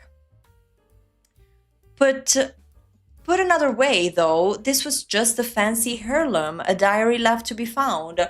Wright liked the idea of passing down his own proxy to his children, and for once Parker was almost convinced. His father's previous creations, he told me, were just... Parker? Parker, right? Don't, honey. Don't. No. What do you mean? They were just boring old games. But Proxy struck him as revolutionary. This kid was born in 2000 and what, 11? 10? What the fuck? I think I'll actually interact with it myself, he said. But then Parker's teenage self came back out. The one concern I do have is that with the rise of corporations collecting data and whatnot, hold on. Parker, maybe there's a way to save you. You just need to take back the fact that your dad's old games were boring. That were cool. So he says the one concern I do have is that with the rise of corporation collecting data and whatnot, it feels like this sort of thing would be iffy. No way. You think? It gets a bunch of data from you and then he uses that to create this character that has all the personal features of you. I think he's onto something, and maybe so are we. Such AI unease was coming from both inside and outside the house. Whether Proxy would turn out to be creepy, great, or a commentary on the creepiness was hard to say. It could be both. What? As a scholar and Spore co-designer Chaim Gingold pointed out, The Sims is a celebration of consumerism, but also a critique of it, right? No, it's not exactly a parallel, honey. I don't think it's the same thing. It carried, because The Sims doesn't have to be such a personal experience, right? So are they saying that Proxy also doesn't have to be such a personal experience, but then if it's not such a personal experience, what's the point, right? I mean, The Sims can be a way for you to elaborate things about yourself, but not necessarily. Like, I've never been one of those people that wanted to create myself in Sims, and I never did. So, like, I don't, people do that, but you don't have to, right? Am I tripping? I think it's different. It carried the twin possibilities of fulfillment and emptiness. A prosperous Sim could end up drowning in its own pool. Yeah, but that's also, the gameplay loop that makes it fun. A satisfied Sim could still seem hollow, its satisfaction tabulated like the balance of a bank account. Proxy would be more emotionally complex, but they would remain models revealing in their imperfections. A smile works precisely a smile. Me trying to be sweet and cute. No, a simile works precisely because of the distance between the objects being compared. In that space, imagination takes root. In a way, the impossibility of Proxy was the point. Come again? It would show a particular variant of one's self, revisable but never entirely whole. Once Wright was gone, the Proxy version of him that Parker might inherit would still feel like little more than a glimpse. So, Will, is this just a midlife crisis? Is this what it boils down to? Will Wright is going through a crisis on his legacy and what remains to his children one day. And so he was like, let me try and do something with it. No, obviously I'm joking, but so far, especially with the new character in the story, Parker Wright, it's kind of tricky to see it, to envision it as a game, I'm going to go to the world here, guys, and then you'll see something glorious, Lopez was saying. He was screen sharing on Google Meet, and with a click, the memory timeline on his monitor gave way to an island landscape that represented the hollows of his mind. There, on a little cartoony hexagon of green, sat what looked like a fishbowl or snow globe. Look at that. That is in the world. That is my memory that I placed, he said, showing off his handiwork. that is all functional. Well, mostly functional. And if I want to remove it, it's rough for now. Great. But just right mouse click on it, little sound effect, and he made a sound like a wounded animal. Oh, you're killing me. It broke. Well, it was working. Okay. It was September 2025, nearly 1 year since the rest of the proxy team had been laid off. This was the unpaid skeleton crew, Wright and Elliot plus Lopez, the lead and now only developer, and Jana Chalmers, the product manager. Chalmers has a 15-year-old and at some point would have to look for paid work, but for now she was supporting herself by selling off the Electronic Arts stock she had acquired when she worked there with Wright from 98 to 2008. Girl, you better sell them fast, honey, because soon there will be no stocks to sell, babe. The nightmare of Electronic Arts coming in and out in the story. Okay, so at least those shares that she kept were useful at one point. And just tightening the belt in all the ways that I can, reducing the number of cable channels, more religiously turning off the lights in her house, making and selling lace, putting old games and DVDs on eBay, considering selling the beloved Casita trailer her grandmother had helped her buy. She hadn't yet sold off the memorabilia she had from working on SimCity and Spore, but it was in the queue. It's not listed yet, she said.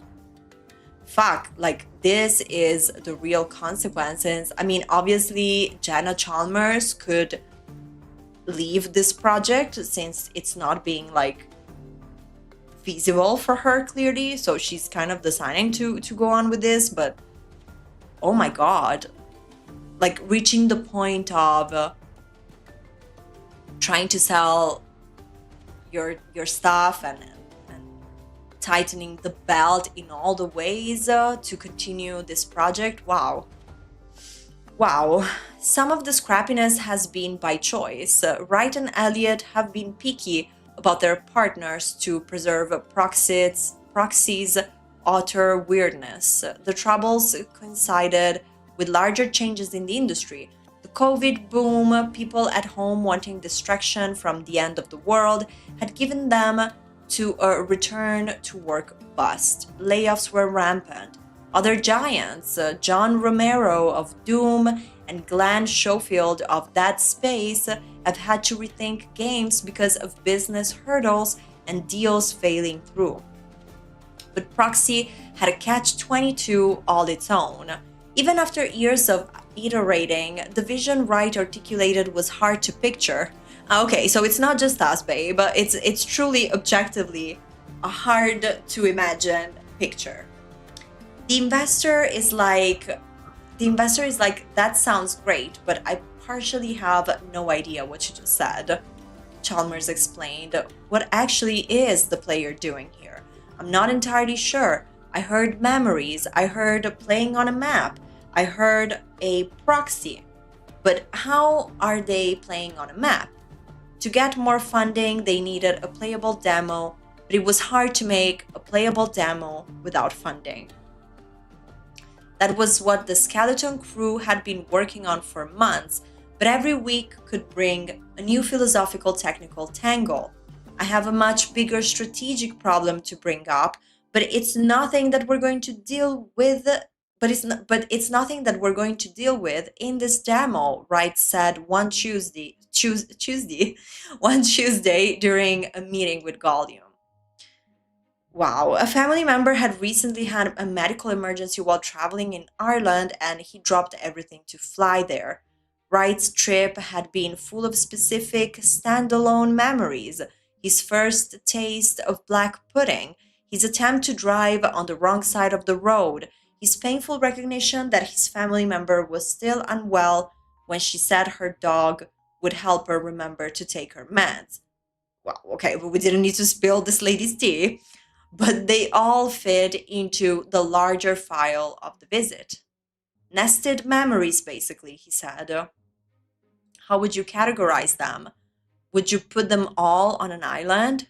Like this fact that they keep talking about this idea of like categorizing the memories, whether they all go in an island or not, they're making it sound like it's such a hard decision to make. And as somebody that is constantly in my own mind thinking about the past, the present, and the future, 24/7, always on. This is not a groundbreaking concept for me, but it could also be that I don't fully understand it. Clearly, I'm not part of their team. Um, so I don't know. In the timeline, I can imagine having, my trip to Ireland as one bubble and maybe little bubbles coming out around it, fanned out radially. Wright said. In the world, that's where I'm kind of struggling. Okay. We anticipated that. We talked about having multiple memories in your childhood kitchen, and you don't want your childhood kitchen being the size of Greenland because you've got a bunch of memories, said Chalmers. We talked about consolidating them into an object in the world where you could then expand that object and see all the memories that it contains. They were trying to use the water between islands as a kind of a placeholder where a memory bubble rests before a player knows on which bit of conceptual ground this experience rightfully belongs. Lopez had programmed that, though currently the bubble just sort of sat there as if on a tabletop. Wright wanted the metaphor fleshed out. There could be a little splash sound and it could breathe up and down like the ocean. Yeah, but then what do you do with it? And then once you place it, what happens? Within half a year, that detail, obsessively imagined, harped on even, was up for debate again. Aye, aye, aye. The team had brought on an old compatriot from EA, as well as some AI specialists who were rewriting all of Proxy's code. They too were all unpaid for now. I don't know. Regardless of what is the background of people who are working for free is not acceptable in my book. I don't know. If they are excited enough to be doing that, it's a good sign. Elliot told me. Typical startup mode. Yeah, it's just that majority of the people are not like startup. Like, this is not an endeavor started by like a bunch of kids. I don't know. I don't know what to think at this point. The rapid improvement of AI had expanded their horizons, and they were imagining a more flexible proxy. The character, you, and the algorithm had co-constructed the you of the title could be imported into other games or even genealogy websites where you could conjure up and converse with your forebears. Elliot said he was expecting funding news in the next 6 weeks. 6 weeks, Jesus. So the steps that come after the categorization of your memories are simply like what you actually see in that demo that I don't know if it's the same that PM was talking about before, but they basically show how they're thinking of this character that you create in there being also the same avatar that you use in Minecraft, for example. But my thing always stays the same. Why would it matter, considering that, for example, in Minecraft, your character's background story doesn't matter? One afternoon in late summer, Wright pulled up his personal proxy prototype. We were sitting in his bedroom at the desk where he works, facing a wall that is a kind of cabinet of curiosities. Worthless Zimbabwean banknotes for a $1 vigintillion or $100 trillion of the sort. What he used to give out as playful rewards to employees, a piece of rusted green metal with bullet holes from target practice with a World War II rifles on Charles Steinmuller's land in rural Mississippi. I mean, aren't these very common people life experiences? Don't you have like this whole thing, this whole hard as fuck sentence to say in your memories? A memorial card from a friend's funeral.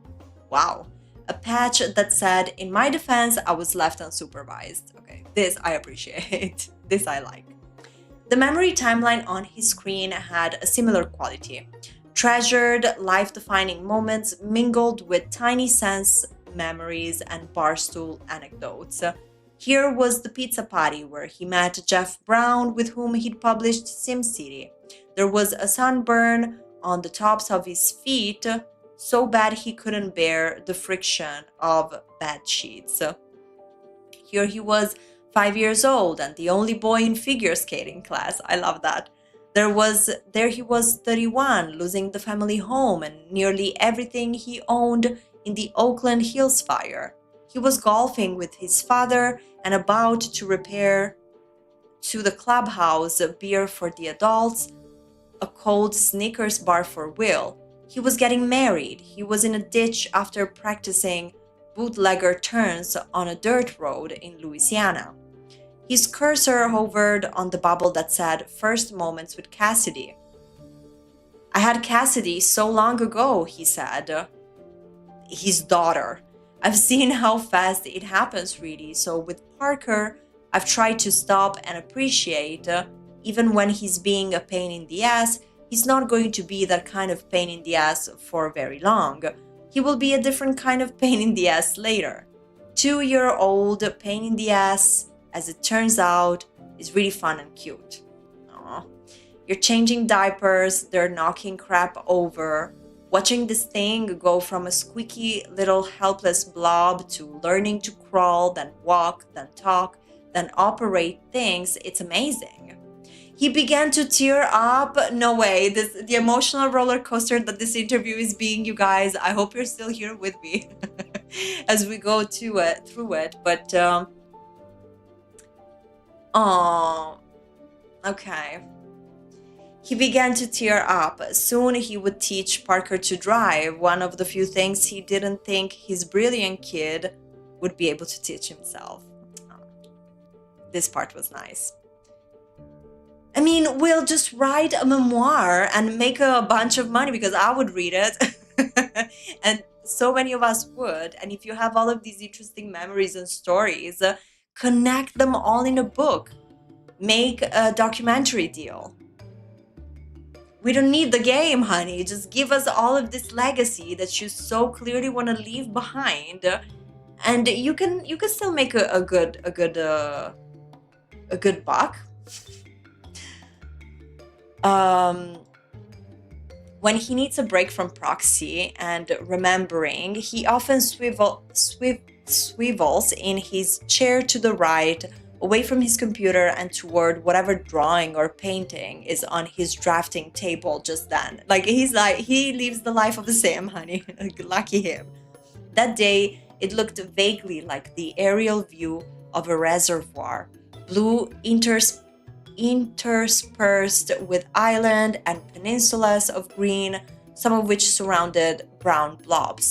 But when I looked closer, I noticed that every color contained a pattern, like the brickwork array of squarish cells in a plant. Above everything were white lines connecting different places, a network of cables or beams. When I asked Wright what the heck was that, he said, "I don't know. I call these chasing Zeller." It was one of many studies he'd made based on the work of an artist named Daniel Zeller. Zeller's canvases mystified him. They looked to him both improvised and cartographic. Wright wanted to know exactly how they were constructed, not only what pen strokes were involved, but also what mindset one had to inhabit to make such movements possible. He was figuring it out in the best way he knew how, by making model after model. So, like, clearly, I mean, we're almost at the end. Hold on. But I don't know. I don't know how it just feels to me like his commitment to proxy is really marginal in his life. And I'm here for it, because why wouldn't it? It just, well, let's see the takeaway from the interview. Mine are crap, he said as he opened a tab to show me some of Zeller's. He clicked on one in black and white. It had the precision of a Renaissance anatomical drawing. What the fuck am I reading? It had the precision of a Renaissance anatomical drawing, but the unnerving abstraction of a Rorschach blot. A Byzantine mixture of textures and scales, and once inviting smiles and defining them. Honey, a journalist, you could have just put the picture of what you're talking about and we would have gotten it. In the middle was a dark squiggle that might have been a river. There were proliferations of bulbs that looked like something a pathologist might worry about, and striations that might have been crops seen from above. Okay, there were small cavities that might have been the angular pits. Okay, this is all description, so we're skipping it. One bit looked like a piece of a jigsaw puzzle, and another one like the stitching on a football. Okay, I like the fact that they look like they have so much meaning, and yet I know they don't. This man, and then he answers to questions saying, "No, I never thought about it. I don't think I am that deep." After a little while, he added, "Well, maybe they do. I just don't know it." This, Wright imagined, was one way proxy might display its analysis of players' minds. But like, for what? This is what I don't get. Just to paint a picture of your life?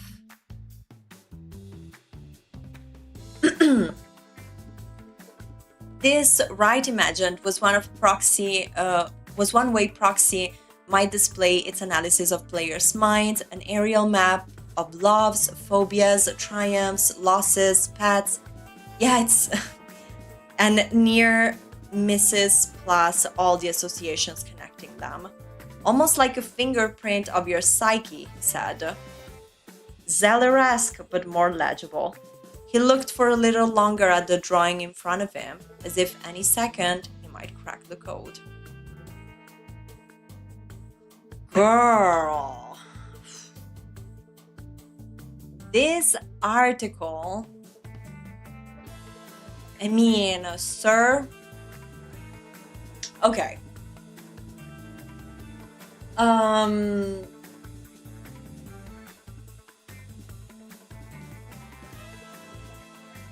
Yes, I'm seeing your messages, your messages in the live chat. For sure, that's an artist's mind. Like, every time I read things from like interviews or like recollections, there's a lot of like dead media about Will Wright from back in the Sims glory days. And I always find that, yes, like, this person's mind is exceptional, and even just the way of seeing things, and I'm really happy that somebody with this type of mind managed to actually channel the creativity and the talent, the skills ultimately, and become as big as he did. Because I think that there are people that have minds that work in ways that sometimes just sound like, wow, where do you store all of this information? And I also have like I have a soft spot for when people are very into something and they just don't care, that it doesn't make them cool, that people don't get it, and they just pursue it because to them it makes sense. And I believe that the whole story of The Sims is just that. It's Will Wright having the vision after he did all of this like reflection on things that were happening to him, connecting dots between previous projects and what he wanted to do. I love this idea of people that are able, especially creatives, being able to use their creativity and their way of like thinking about stuff and like kind of use it on everything in their lives, you know. Um, when he was thinking about The Sims, he already was a dad, and so I love the connection between his concept of this video game that could illustrate the connection between your happiness and the things that you buy, which was his initial obsession, like of a concept, you know, and then observing his daughter and being like, okay, wait a minute, like simulating life through gaming, that's a big thing that he thought about and that he did. When it comes to this, I feel that so the takeaways immediately hot after reading this whole piece, my first impression is just like Will Wright is kind of never for us, he's been in a creative hiatus, right?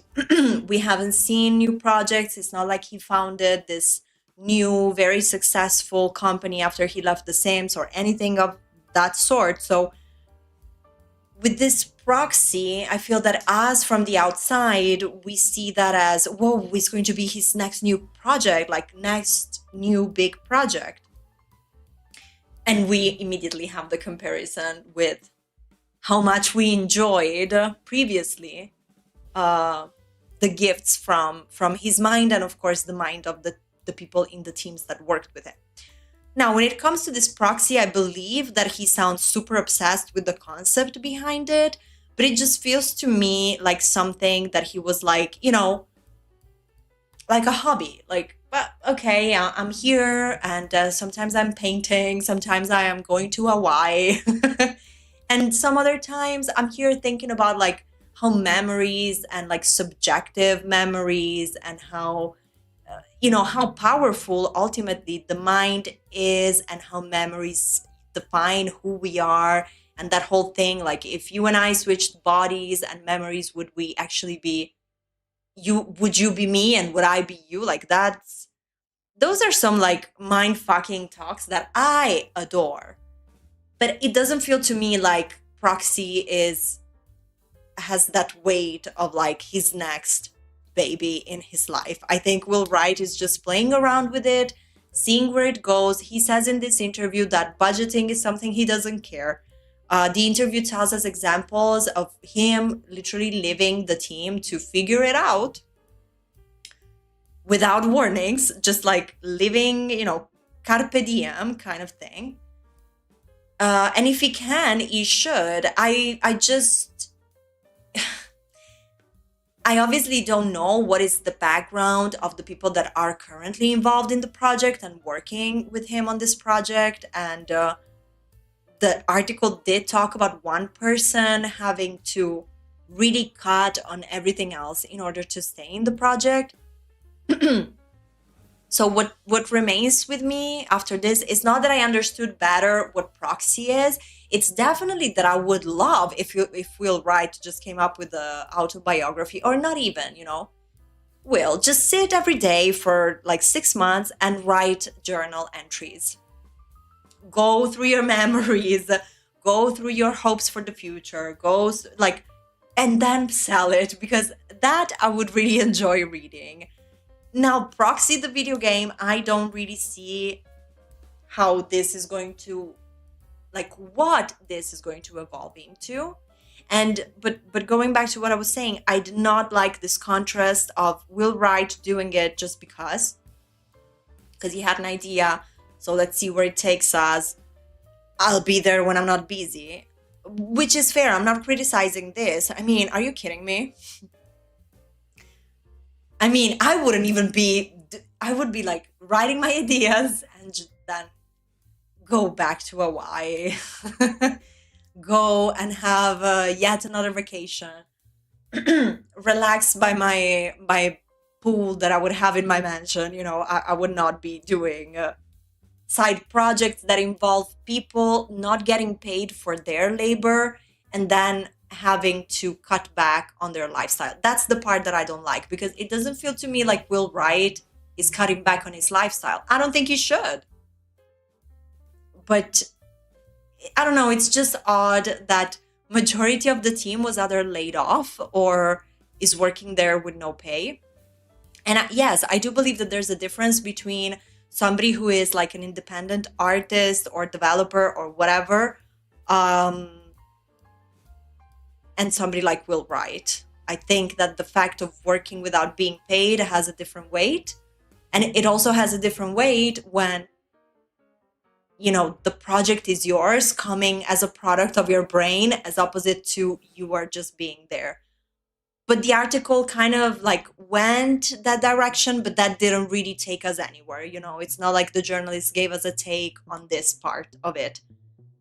Nonetheless, I truly had the idea that this Proxy and Gallium Studios, yes, I did have the idea that Gallium Studios was like, you know, I'm just gonna handpick the people that I want from the industry that are excited to try something new and do it together. And I love that. So I never had the idea that Gallium Studios was like a gigantic corporation or anything. It was clear to me it was an indie team. But you still need to pay the people. Like there's like this division where one thing is being an independent team, one thing is everybody struggling because they really want to make it happen. But I just don't think it's fair to have people not being paid, period, for their work.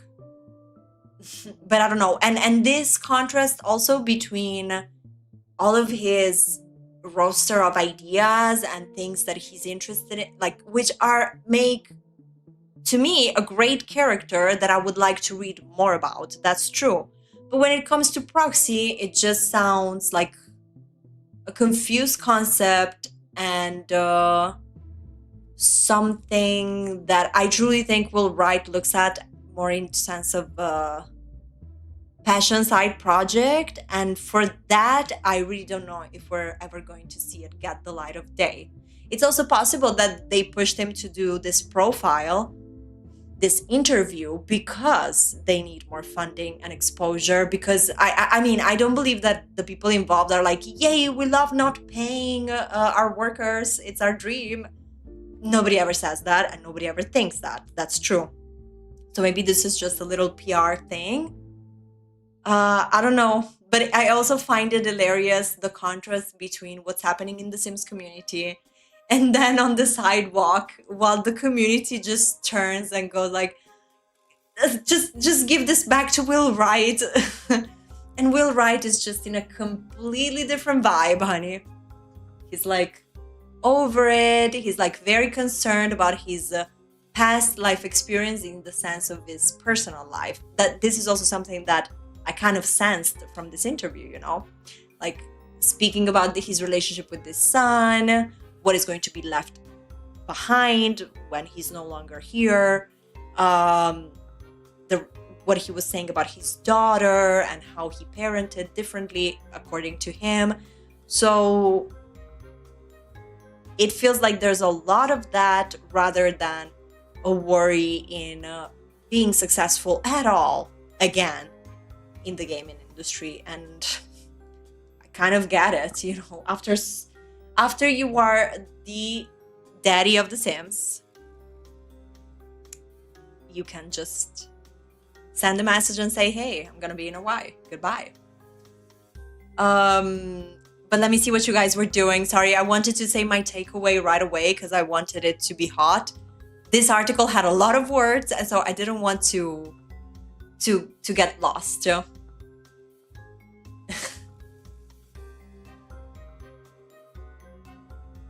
Okay, everybody is looking at Will's eyes in this picture. Let me see if in the other one he also looks kind of dazed and confused. Oh yeah, absolutely. I'd be worried, conflicted if he were making NFTs. Oh, 100%. 100%. At least he's not doing that. He's not pumping and dumping.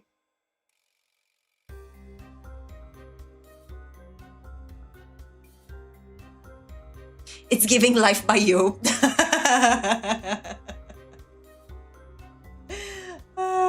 Someone had to say it, VM. Yes. Everything I found for proxy looks that.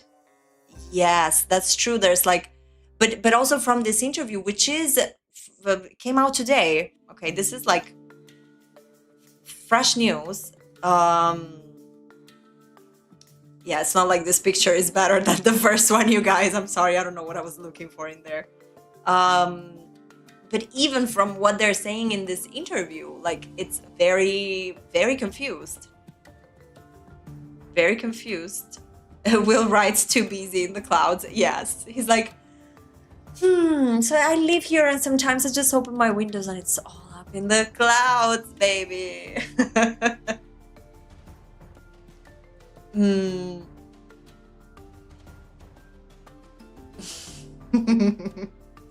But yeah, you guys, I think Will Wright is not going to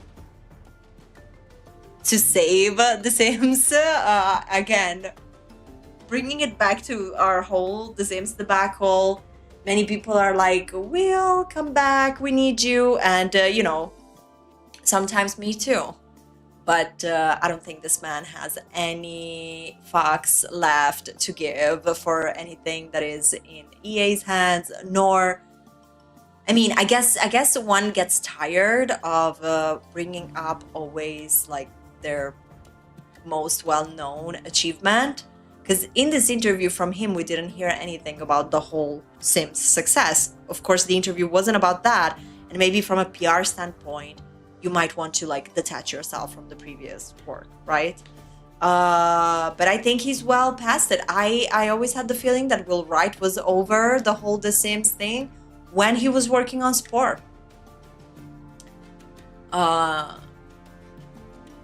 Because he has nothing more to give to that project. But this would be my question. If we ever got to interview him, I can come to your house, Will, in the clouds, wherever. That would be hilarious. That would be an hilarious interview. But yeah, Proxy, I don't know if we're gonna see her. And if we do, I think it's going to be way different than this initial printing of it, idea of it, even because the idea still sounds confusing. And honestly, Will seems to be living his best life. Are these like blonde highlights that we have going on here, by the way? Because he has brown hair. We're just ending this segment with some with some image commentary. No, okay, in here it's gray, so it must be that picture. He's vibing. It's good. But yeah, every time I read about the whole memory thing with Proxy, it's always giving to me that he started obsessing over this and how it impacted his life, which I think it's very normal, you know? Sometimes we remember about something that happened to us as children, and then we do our own connections and all of that. Yes, on one hand, thinking of like a support tool to do that could be interesting, but I don't know. There's a big gap between being interesting to being a game to being like, it's a lot. I'm still confused. I'm still confused on what the future will look like, but will give us more interviews, more tea, and honestly, like, can somebody interview this man and make him spill all the good tea against fucking EA? Because that's the interview I want to read or watch. So let's keep manifesting. Sounds like a tool that belongs to therapy, no more. Yes, that's why at the beginning, like when I started researching, I thought that maybe there was going to be a way to utilize this technology in things like healthcare. Um, but we have not heard anywhere that word, so I don't think that that's what they're going for. Could evolve along the way.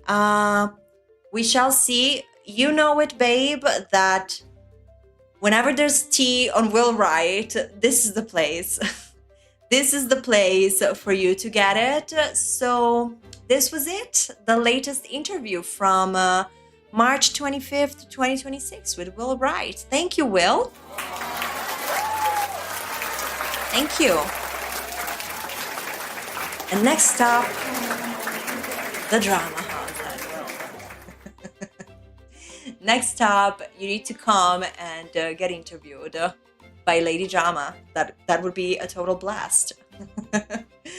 Okay, so if you're catching up on the whole interview segment, feel free to add in the chat or later in the comments if you're catching this after the live is live. Let me know what you think. We went pretty into depth, but came back with the same questions and the same doubts we had before. But at least we did it together, honey. So we can reward ourselves. Open that bag, honey. Sit back and let's dish. I need it. Let's dish.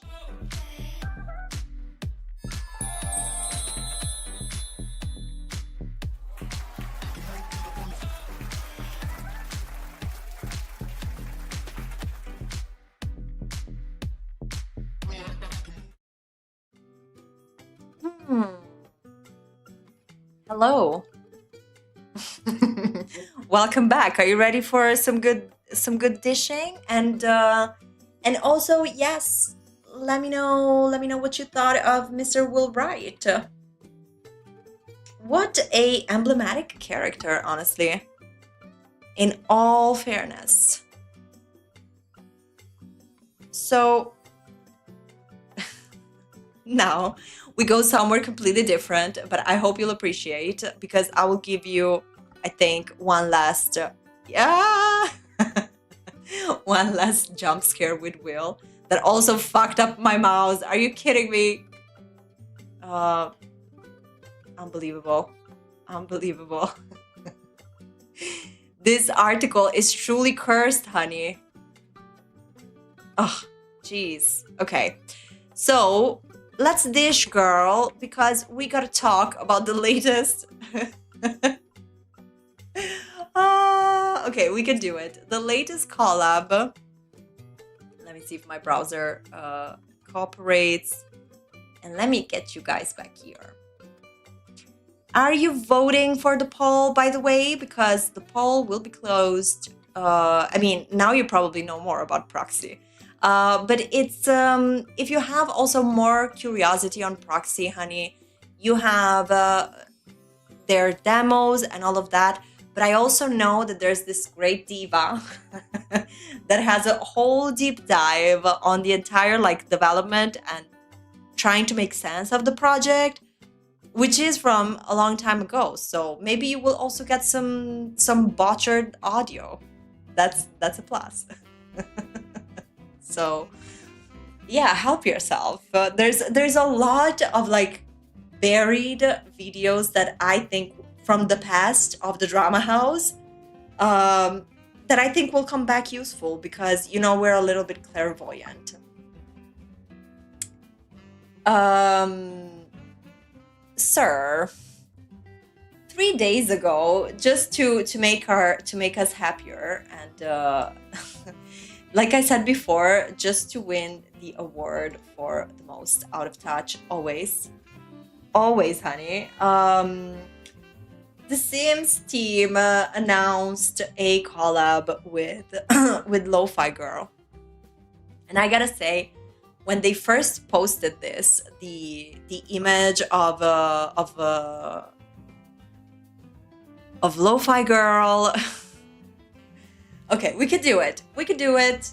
We did the full interview with Will Wright. We can do this. So they announced this collab with Lo-Fi Girl, and they posted the same image on their Instagram too, because that's where I saw it the first time. And honey, I thought this was legit my reaction. So I saw the image on Insta, and I was like, are they copying Paralive's design? I was like, oh wait, is this Paralive's? I didn't connect immediately the Lo-Fi Girl aesthetic, okay?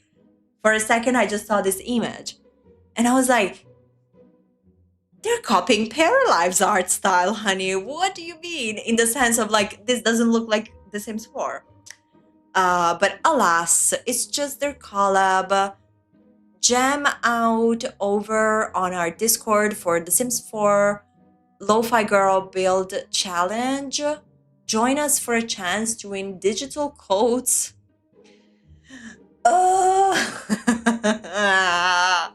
I can't stop selling digital codes and do giveaways while the people are, after what you are doing to the active players of The Sims 4. They're like, do you want a digital code?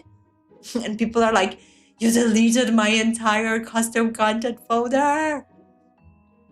So you can win digital codes for The Sims 4 Lo-Fi Girl profile decoration on Discord. I don't even know what it means, but okay, I guess they did a little collab. But they got all the heat. That this is why I saved this link, okay? Because the news overall, honestly, meh. I mean, no shade to anybody involved. Obviously, shade to the Sims team, because why not? Shade to the Sims team because with all of their like little collabs, announcements, and all of these things, they just keep living to the expectation of these divas are not reading the room. They never are. And so in the midst of like all the chaos with the marketplace and all the chaos with the mods, with the custom content, they've been catching a lot of heat, and they don't care clearly. So let's read some comments just to feel good. I hope you'll appreciate it. Sometimes the Sims comment section makes me feel good. They put more effort into this image than their entire game. Yes. I mean, also debatable. It's like, it's super low res. And what is this pet? Ah, it's the kitty, okay, that she has, but the thumbnail looked like from far away, it looked like they just deleted the cat's face. But no, the cat is here and here. Okay.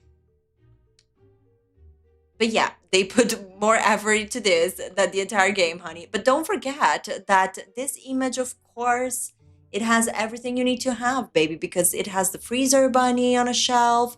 It has the gnome, and it also has dun, dun, dun, dun, dun, dun, the cash cow. The cow plant, of course. It would not be anything from The Sims 4 in a rendering that is in a different art style if they weren't signaling to you, if they weren't putting, how do you call them, subliminal messages? I mean, they're not that subliminal, right? It's like freezer bunny here, this here, and the gnome. Okay, and this ridiculous attempt at the plumb bob. I don't know. I hate it here, honestly. Lo-Fi Girl, blink twice. If EA is holding you hostage, we will send a rescue team. I mean, I don't know. I think probably Lo-Fi Girl is getting a good bag out of this. Allegedly, I don't know. In my opinion, I have no idea what this collaboration is supposed to mean. Most of the Sims collaborations, I'm like, why? what the heck is going on. Also, at this point, they are lucky if there are any, figures, public figures that um, want to still associate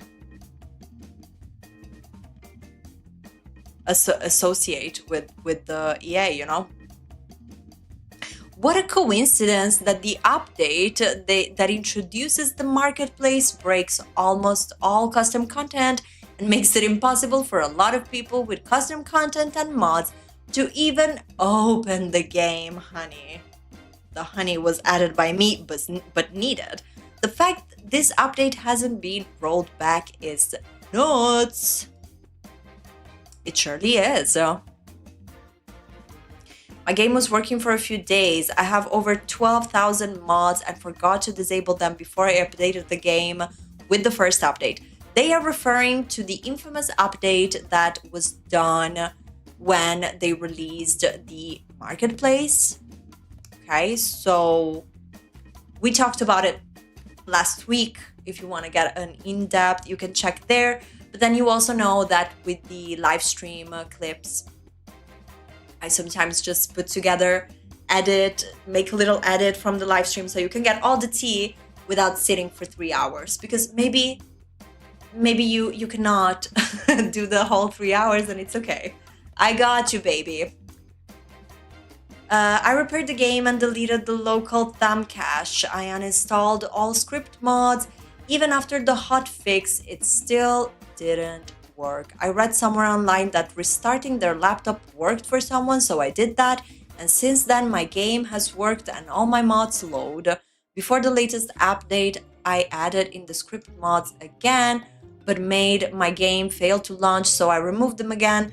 I've recently downloaded the latest update and my game still works, so I might try to add back the script mods again soon.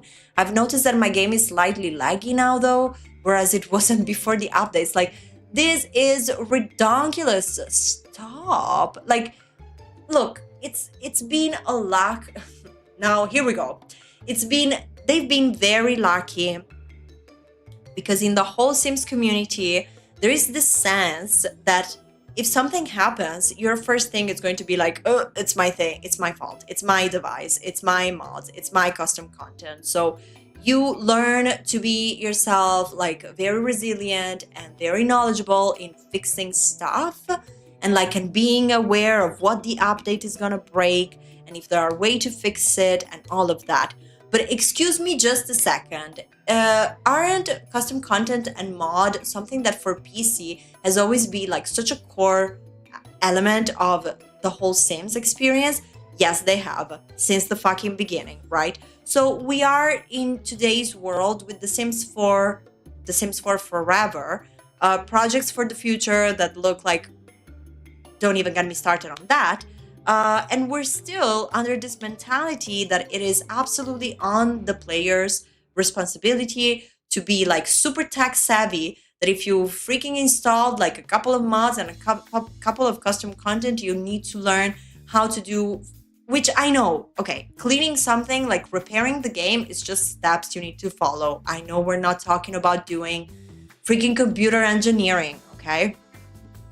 But I'm just saying, it's just baffling to me that there could be ways, and I don't think that they should focus on this. Like, to me, just to be clear, my only hope is that EA goes to hell. I don't give a shit about that.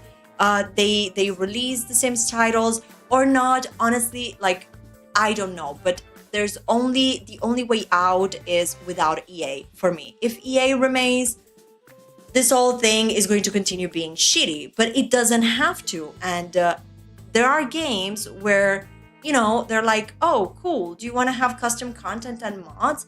Then we will add something in the game. We will make it happen for you so that if something happens, you don't have to constantly be doing this manual work to fix and update. And, you know, I was thinking as I was saying it, yeah, The Sims 4 response to this is, well, we did the marketplace.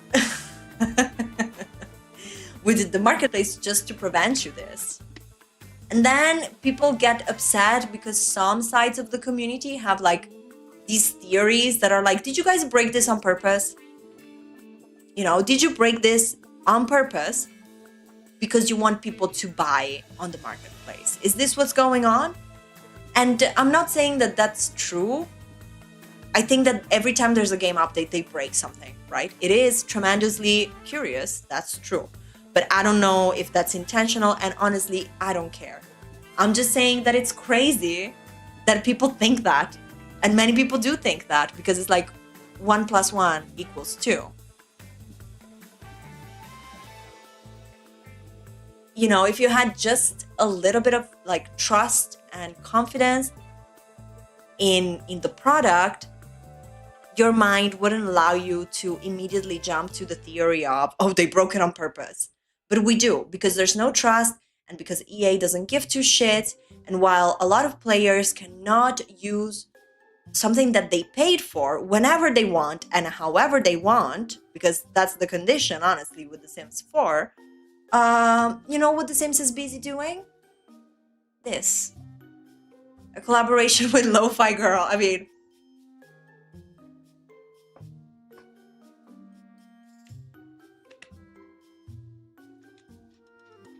I don't know. Maybe it's just me, you guys. Sorry, but this rant had to be done.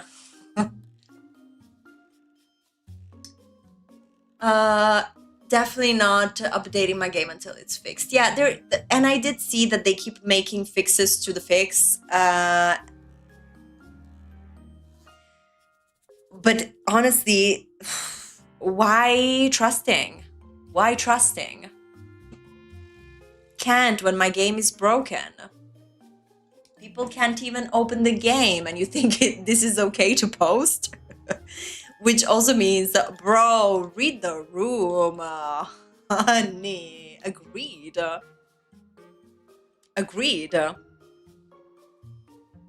Can't even open my game. It's not even my mods. It's my CC. So disappointed. Correct. Stop using AI images and objects. I don't think this is AI. Let me see. What AI have they used? Look at the paintings, posters in Sims. The ones you can buy as decorations, they're all clearly AI. In game, Sims, listen to your customers, listen to your players. You'll really be doing anything but that. And the marketplace update is just embarrassing for EA and for the creators joining. Do you guys think? Because I figure that many times, you know, we sit here and share our take, whether it's on a video comment section or during our live streams. And I feel that, you know, we get each other. And I love it for us. But then every time I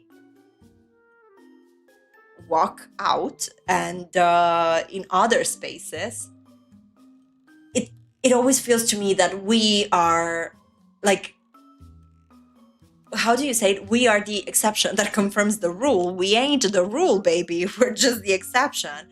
And so I've been seeing, but again, maybe it's just a skewed perspective, a bias of my social media algorithms. I don't know. But it feels to me that this whole marketplace ordeal has been turning off people in the community that usually would still be okay, you know, riding hard for The Sims. For EA. Riding EA's dick hard.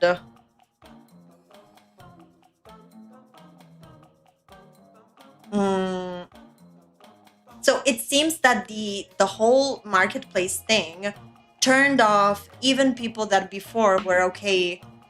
Even people that before were turned on. Imagine that. But I can't really tell. So if you guys are also, you know, explorer of different places in the internet, let me know. Let me know if you're sensing that the general consensus is also like, this is one step too much. Or maybe not. It's really hard to understand because you see a lot of comments of things that are indicative of, oh, okay, so the general impression on this topic is that we hate it, right, right, right. And then you end up in spaces that are not like that, are quite the opposite. So I never know. I truly hope that it is the turn off, honey. The turn off, as it should be.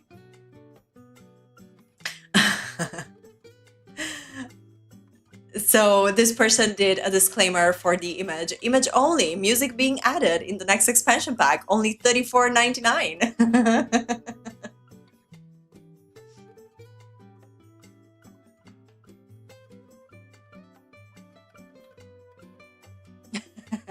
As an Italian, how do you do about this spaghetti? Right? It's the kind of spaghetti that you throw to the wall and sticks.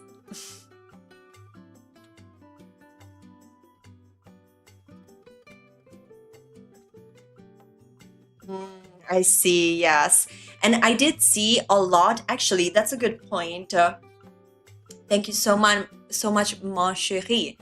But that's a really good point, because I did see, okay, I know I told you guys that I wasn't gonna go and, explore Facebook posts, because not for me.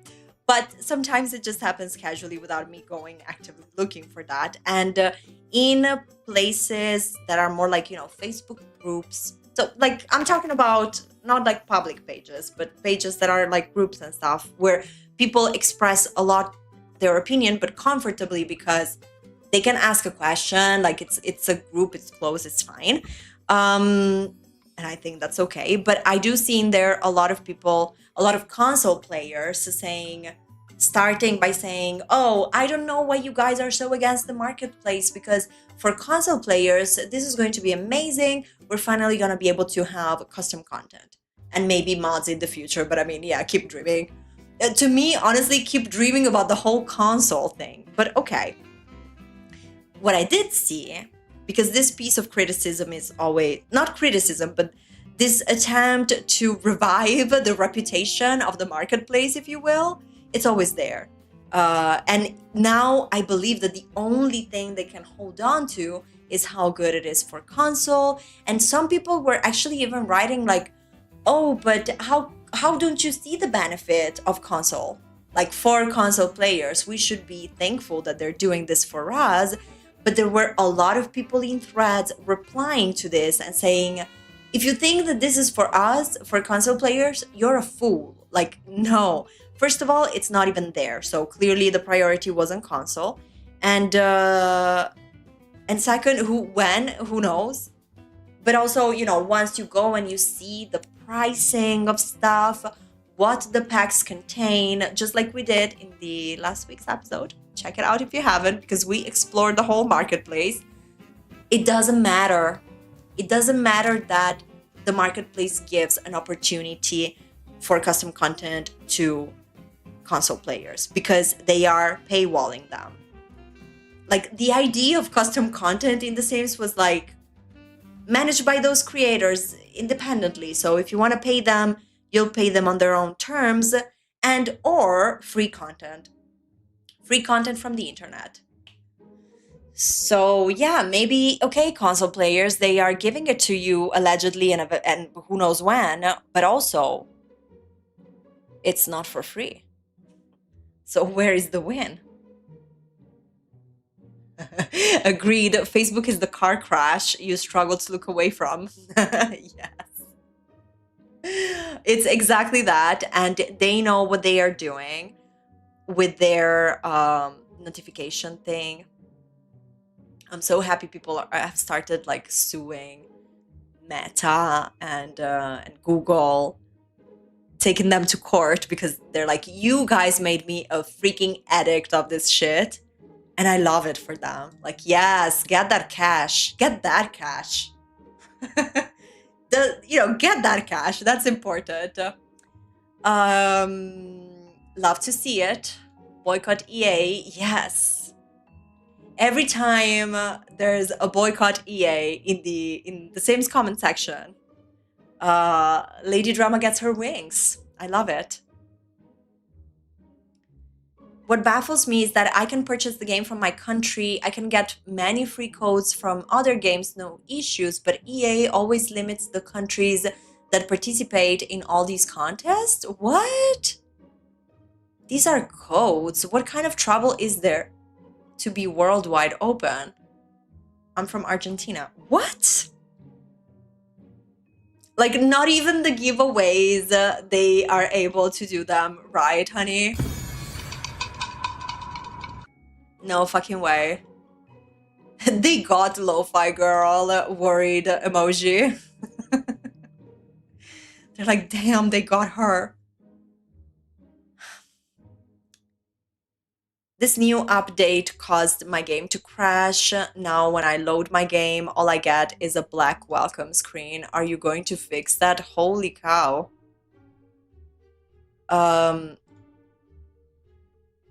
Translated from German, it won't work if the game doesn't start. Yeah. Like, and I don't know, their timing is just ridiculous. They've just done all of this mess, breaking the game, all of that. And now they're like, by the way, collab? Who dis? Who disagrees? Isn't it beautiful? I'm so glad I'm on console. My game works. Also, never heard of Lo-Fi Girl. Okay. Also, never heard. And please get rid of marketplace for everyone's sanity. Paying for fake currency is idiotic. Might as well flush your money down the toilet. Yes. Also, it's because you don't know the conversion table of mullahs, honey. But here at the Drama House, we have been going. Doing the conversion, mullah to euros, and it is not a good one. Are you serious? We can't even open our games. Just go away. Oh my god, yes. Not interested in any more BS. You try to sell us. I'm done. Like, you see what I'm saying when I'm like, is there a collective sentiment against the marketplace, you know? And rightfully so. Absolutely rightfully so. Of course, I am with them.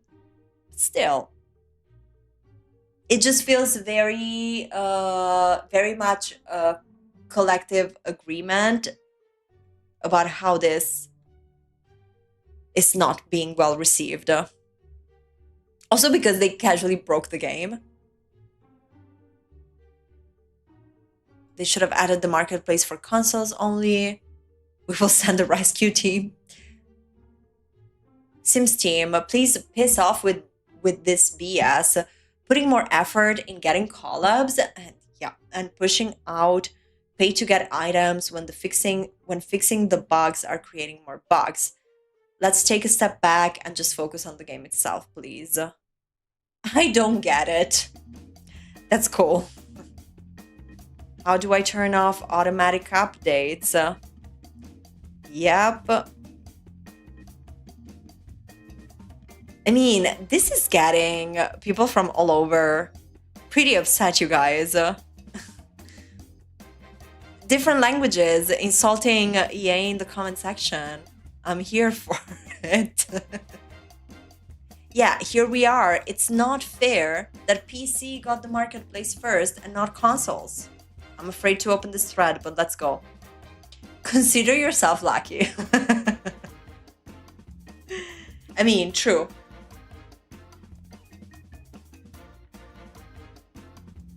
I don't understand who would even want to buy something from the marketplace on PC if modding is totally free. Why didn't they just launch it on console first, where obviously there would be people willing to buy stuff? That's a fair question. Do you want microtransactions? Better we have no marketplace at all. But yeah, of course, players can't use custom content without the marketplace on console. It's not that we want microtransaction at all. It's just that there literally isn't any other option if console players want to use any custom content. Yes, that's true. But the thing is that the custom content that you get on the marketplace, it's just as if they were releasing kits with creators. It's the same shit. It's as if they were releasing kits with creators, but they couldn't define one standard number of items that you would find in these kits. And also price may vary, and also you need to buy it with the mullahs. Like it's just ridiculous. It's just ridiculous. I'm sorry. When you try making it like stand on its own, even just following the console don't have custom content, reasoning. No, girl. Because everything else that they did with it was not necessary,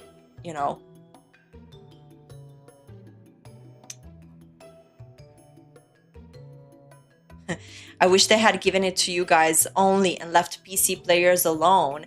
I wish that they had thought of a way to have console players access custom content without doing it because they need more money from the players. Because behind this whole marketplace, the idea is that they want the cash. They want you to buy the mullahs, because buying the mullahs is basically prepaying in advance for some cash that you don't even have to spend. Like, you've already spent it, right? It's just so predatory. I can't. When is console getting the marketplace?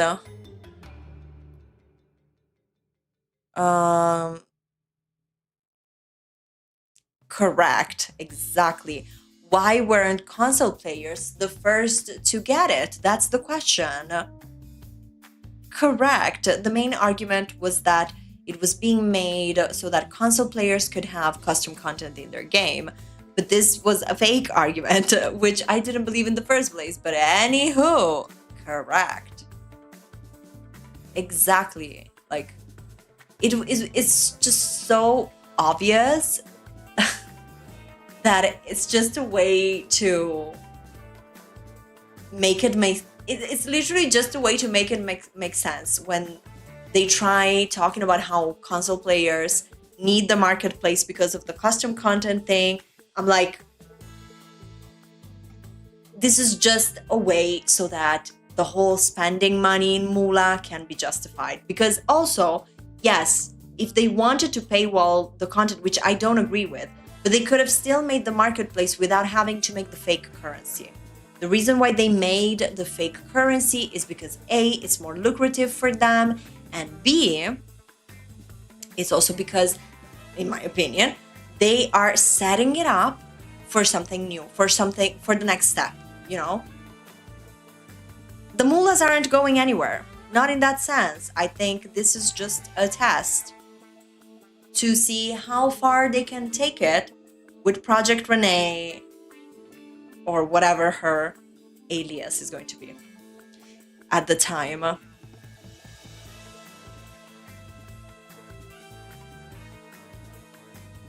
Yes, exactly. Exactly. The official team mentioned console players being able to access custom content once. Everything else was, we don't know exactly when it will come on console, yeah? They, even in that official release video, they put the star sign and they were like, coming in console in a couple of months. Bull, who knows? I got on The Sims 4 on my Xbox today to try to get my kids the free country kitchen kit, but it's seriously not free for console right now? What? I get no marketplace, but no free kit too. Girl, that makes no sense. That makes no sense. Yeah, why not putting it's so wait, because I remember when we saw the marketplace, we saw that they had the country kitchen kit for free. So that only depends. It's just so scammy. I'm sorry. The minimum that they could have done was putting it for free for console too. They can do that. But no, because in their heads, the fact that it's free, it's just an initiative to drive people to explore the marketplace. Because otherwise it would have been free on console too, right?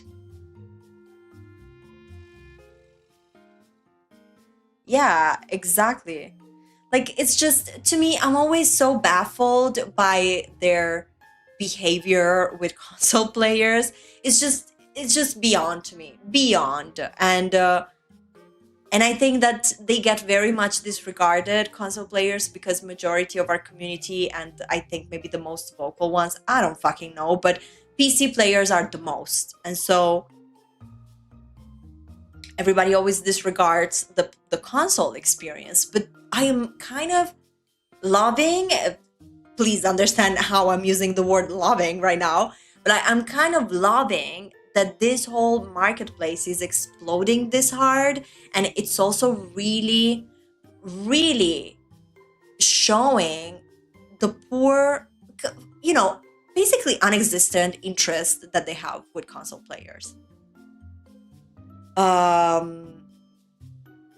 And honestly, with the community in general, because I truly believe in life that, like, the fact that they did the marketplace for PC, if we pretending that, they care or whatever, they didn't do it on console. They didn't say when it's going to happen on console. People came up with this idea that the marketplace is great for console, but console doesn't have it. Like, it's just so, it's like everything is falling where it's supposed to fall, in the sense of, like, what more exposure to this bull crap do people need? Because at the end of the day, wouldn't it be nice? Wouldn't it be lovely if no one, just the bots, if no one was buying on the marketplace? That would have been strong. That would have been a move from us as a community. But no, for sure. Like, for sure, because the mulas are also needed for people to buy kits. For sure, they're not going to illustrate it as a failure of a project. How was that quote from Will Wright, guys? I'd rather have a big failure than mild success, something like that. Bam. Now we're starting to quote him, even though we just had 2 hours of his interview where we didn't understand shit of what was going on. But hey, I always want to give you all the tea, all of it.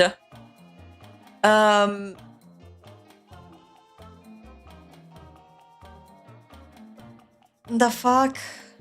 I do not need round 2 of woke brokeness. This game's going to have even more bugs and another waste of money and time. Oh, I so hate this. I'm sorry. Okay, but in a nutshell, no. Like, the demise of gaming, okay, especially in The Sims. In The Sims 4, honey. I don't even know if I want to say anything, but like, first of all, Sims games have been woke since their inception. So, like, F off, number 1. And number 2, the problem is not that The Sims 4 is or isn't woke, whatever. It's that it has nothing to do with that. It has everything to do with the greediness and the terrible decisions that EA continues to make, taking not only the franchise that we care for, but also many other iconic franchises down the fucking gutter with them. So, like, these argument of, like, the woke broke, F off. I completely disagree. It's such a weak take. It's such a weak take. Oh, they went woke, they went broke. What the fuck does that even mean? Like, and woke how? And what is being woke anyway? You know what create the brokenesses of the game, what broke the game? It's not being woke or not being woke, honey. It's EA sucking money wherever they can fucking find it because they're about to enter a deal that will strap their back with a gigantic debt. So the fact that people still like water down these conversations by saying crap like, oh, it's woke or whatever, go back to the basement, honey. And it's like those people, I always mention them, always in my heart, those great guys that stormed my comment section when I made a video about that stupid mod that was like anti-DEI or whatever. Some crazy people that absolutely need therapy. Some crazy people that will not be cured by Will Wright's proxy, okay? Well, I made a video about this mod, and then all of these people came to the comment section and they were like, just to let you know, this is the best mod ever. The mod is back up. Thank you so much for talking about this great mod. Like, it's just so ridiculous. Like, you think you're in the right, you just look like a loser to me. And that matters. That absolutely matters.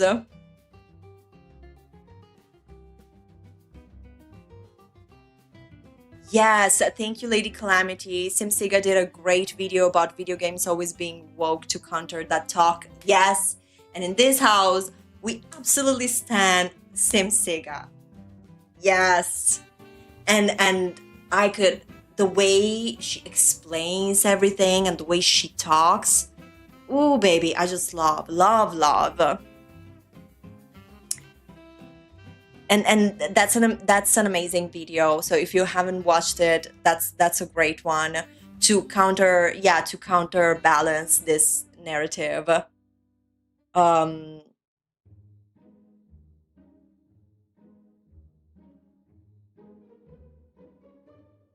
Yeah, the woke narrative is like, it's rage bait. I agree.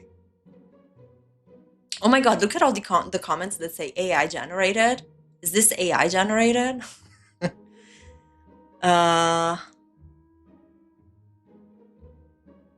wow, the build comment is crazy when people can't open the game. Personally, I haven't touched The Sims 4 in over a year, and every issue makes me that much more not interested. This is also what happened to me when I stopped playing, and I thought, okay, I might, sporadically go back and forth. But the truth is that then when you take a step back and you look at things and you realize that, the madness continues. You're like, oh, well, then I don't miss it. I don't miss it that much. Yep. There we go, Genchi. It's so frustrating to buy this expensive game only for them to break it. I can't even open it after this awful update. The game is broken. The translation was way more PG than the original comment, but we get the anger. Yeah, that's why when the game was updated, we had to remove all the custom items so that the game or our save files or our save data wouldn't be damaged. Yeah, but you see, like, I love how they're trying to stir the conversation away from everything. Like, okay, look, by this time, and things are only going to get more interesting, I think, for us watchers. But it just keep the list of things that the Sims team cannot talk about. It just gets longer and longer, and people seem to want to be doing the opposite because they're probably, to this post there is one option in which they just posted. They still got 2,300 likes. That's not bad. All the comments are negative, but at least they got 2K likes. Okay. But I mean, they just keep trying to do this like damage control all the time. And it just gets worse because, again, it just adds things that they're like, oh, never mind. We have a playlist with a lo-fi girl and We have the digital codes and we'll do the giveaways and this and that. But in the meantime, they keep ignoring all the elephants in the room. The elephant now being people hate the marketplace. And also, the thing about that is that it's not that the Sims team can now make one of those blue background statements that they do sometimes where they're like, we hear you, we love you, and we'll do better, and we will be better, and we are gonna change. They can't even do that about the marketplace because what can they recognize? Like, people just hate it and they need people to love it. Like, that's it. How are they going to rebrand it? Because they've been rebranding several things, right? So, okay, the buyout, we don't talk about the buyout, but then they made some statements that are like, we are never gonna change, which is the opposite to, we are gonna raise our standards and be better. So are you changing or not? But they're never gonna change in their values, okay? So they tried addressing that way. Didn't work that much. Also because the buyout is not something, which is crazy to say, okay? But in the bigger scheme, the buyout is not something that influences directly the player's experience. Like, you can be a casual The Sims 4 player, launch the game, play. The buyout is not affecting you directly in that moment. It's not like you're launching the game and there's Jared Kushner's face appearing. Although that would be a way to have people concerned, but they're not gonna do that. There's no prince appearing, right? So it doesn't impact that much. So I think that was an easy way for The Sims and EA to dodge the problem. But they keep creating other problems that, honey, I don't think they're going to be able to dodge that easily, because what are they going to do with this hot potato of the marketplace? People hate it. It's out of touch. They hate this is like the briefing that they're going to receive, that the executives are going to receive about the marketplace. People hate it. People don't hate the moolah. People hate the mullahs. People are even hating on the creators that are participating to the marketplace.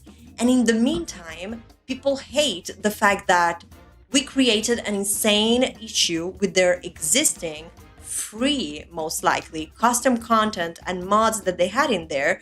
And so now people hate the marketplace, the mullahs, the creators, the Sims 4, EA, everybody's ass that made this decision. And most of the people still cannot play properly. But it's not that, the Sims team cares much about that part. But the out of touch thing that they created and the obvious money machine sweatshop that they created, it's not going to be as easy to rebrand as they did with their partner program. Because for the partner program, they just switched the name from EA Partners Program, Creators Program, whatever, to The Sims. And so people can forget that it was with EA. So that was an easy one. But what are they going to do in this case? Because people are not even taking into question whether the money is going to EA or to The Sims 4. People just hate everything about it. And the only group, and this is the stupidest, the only slice of the cake that might have actually been thankful to receive this feature, the marketplace, is the one slice of the player base that you're not even serving. It's insane. But it is, in my opinion, maybe a way to actually see rebellion. Maybe this is the last drop for many people to be like, fuck this shit, I am out. And I mean, I hope so. I hope we shall continue to see this happening. And in the meantime, my best guess is that The Sims will continue out of touch collaborations such as this one, because at least they had something to post about. And maybe they hope that people will forget about the whole marketplace debacle, which they clearly won't, honey. But we'll be here to read, you guys. I think we made it to the end of today's drama talks. Let's give it up for me and for all of you guys that are still here with me. You troopers, where are you? Thank you.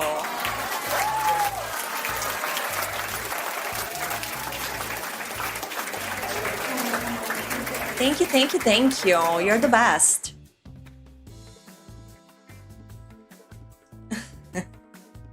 Absolute best. So let me stop the poll because we have reached the end. How do I do this?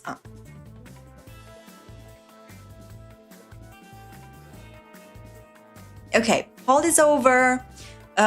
Winner chicken dinner is for no. And we got a 35% on yes. So I guess majority of you hadn't heard of proxy. I hope you know a little bit more about it. Now, is the poll really ending? It doesn't look like it's ending. So I guess it will end at the end of the live stream. I don't know. But I hope you feel like you know a little bit more. I'm going to maybe try clipping some parts of today so we can make it a little bit more digestible. And if you want to see more about proxy and that whole thing, you can check out my video. You will recognize it because it has a huge rendering of Will Wright in the proxy art style. So you're gonna find it. Just check the channel and it's gonna be there. And also, last announcement, and then I'm out. There's going to be a video coming out probably tomorrow. I'm really hoping tomorrow. Okay, so stay tuned because extra tea, but I'm finally doing a so deserved and so needed in this moment in time deep dive into the movies, the game. It's going to be such a fun video. So I hope you'll enjoy it, but let's keep in touch. Join me on Discord. Link is in the description of this video. And if you enjoyed the talks, I will see you next Thursday. And if not, I hope I'll see you on Monday for the herbs or in the comment section of the videos. Thank you so much for sticking around today. I so appreciate it. This was the Drama House Talks. Thank you guys. I'll see you soon. Take care. Be good. Go have a smoke with Will on the balcony, honey.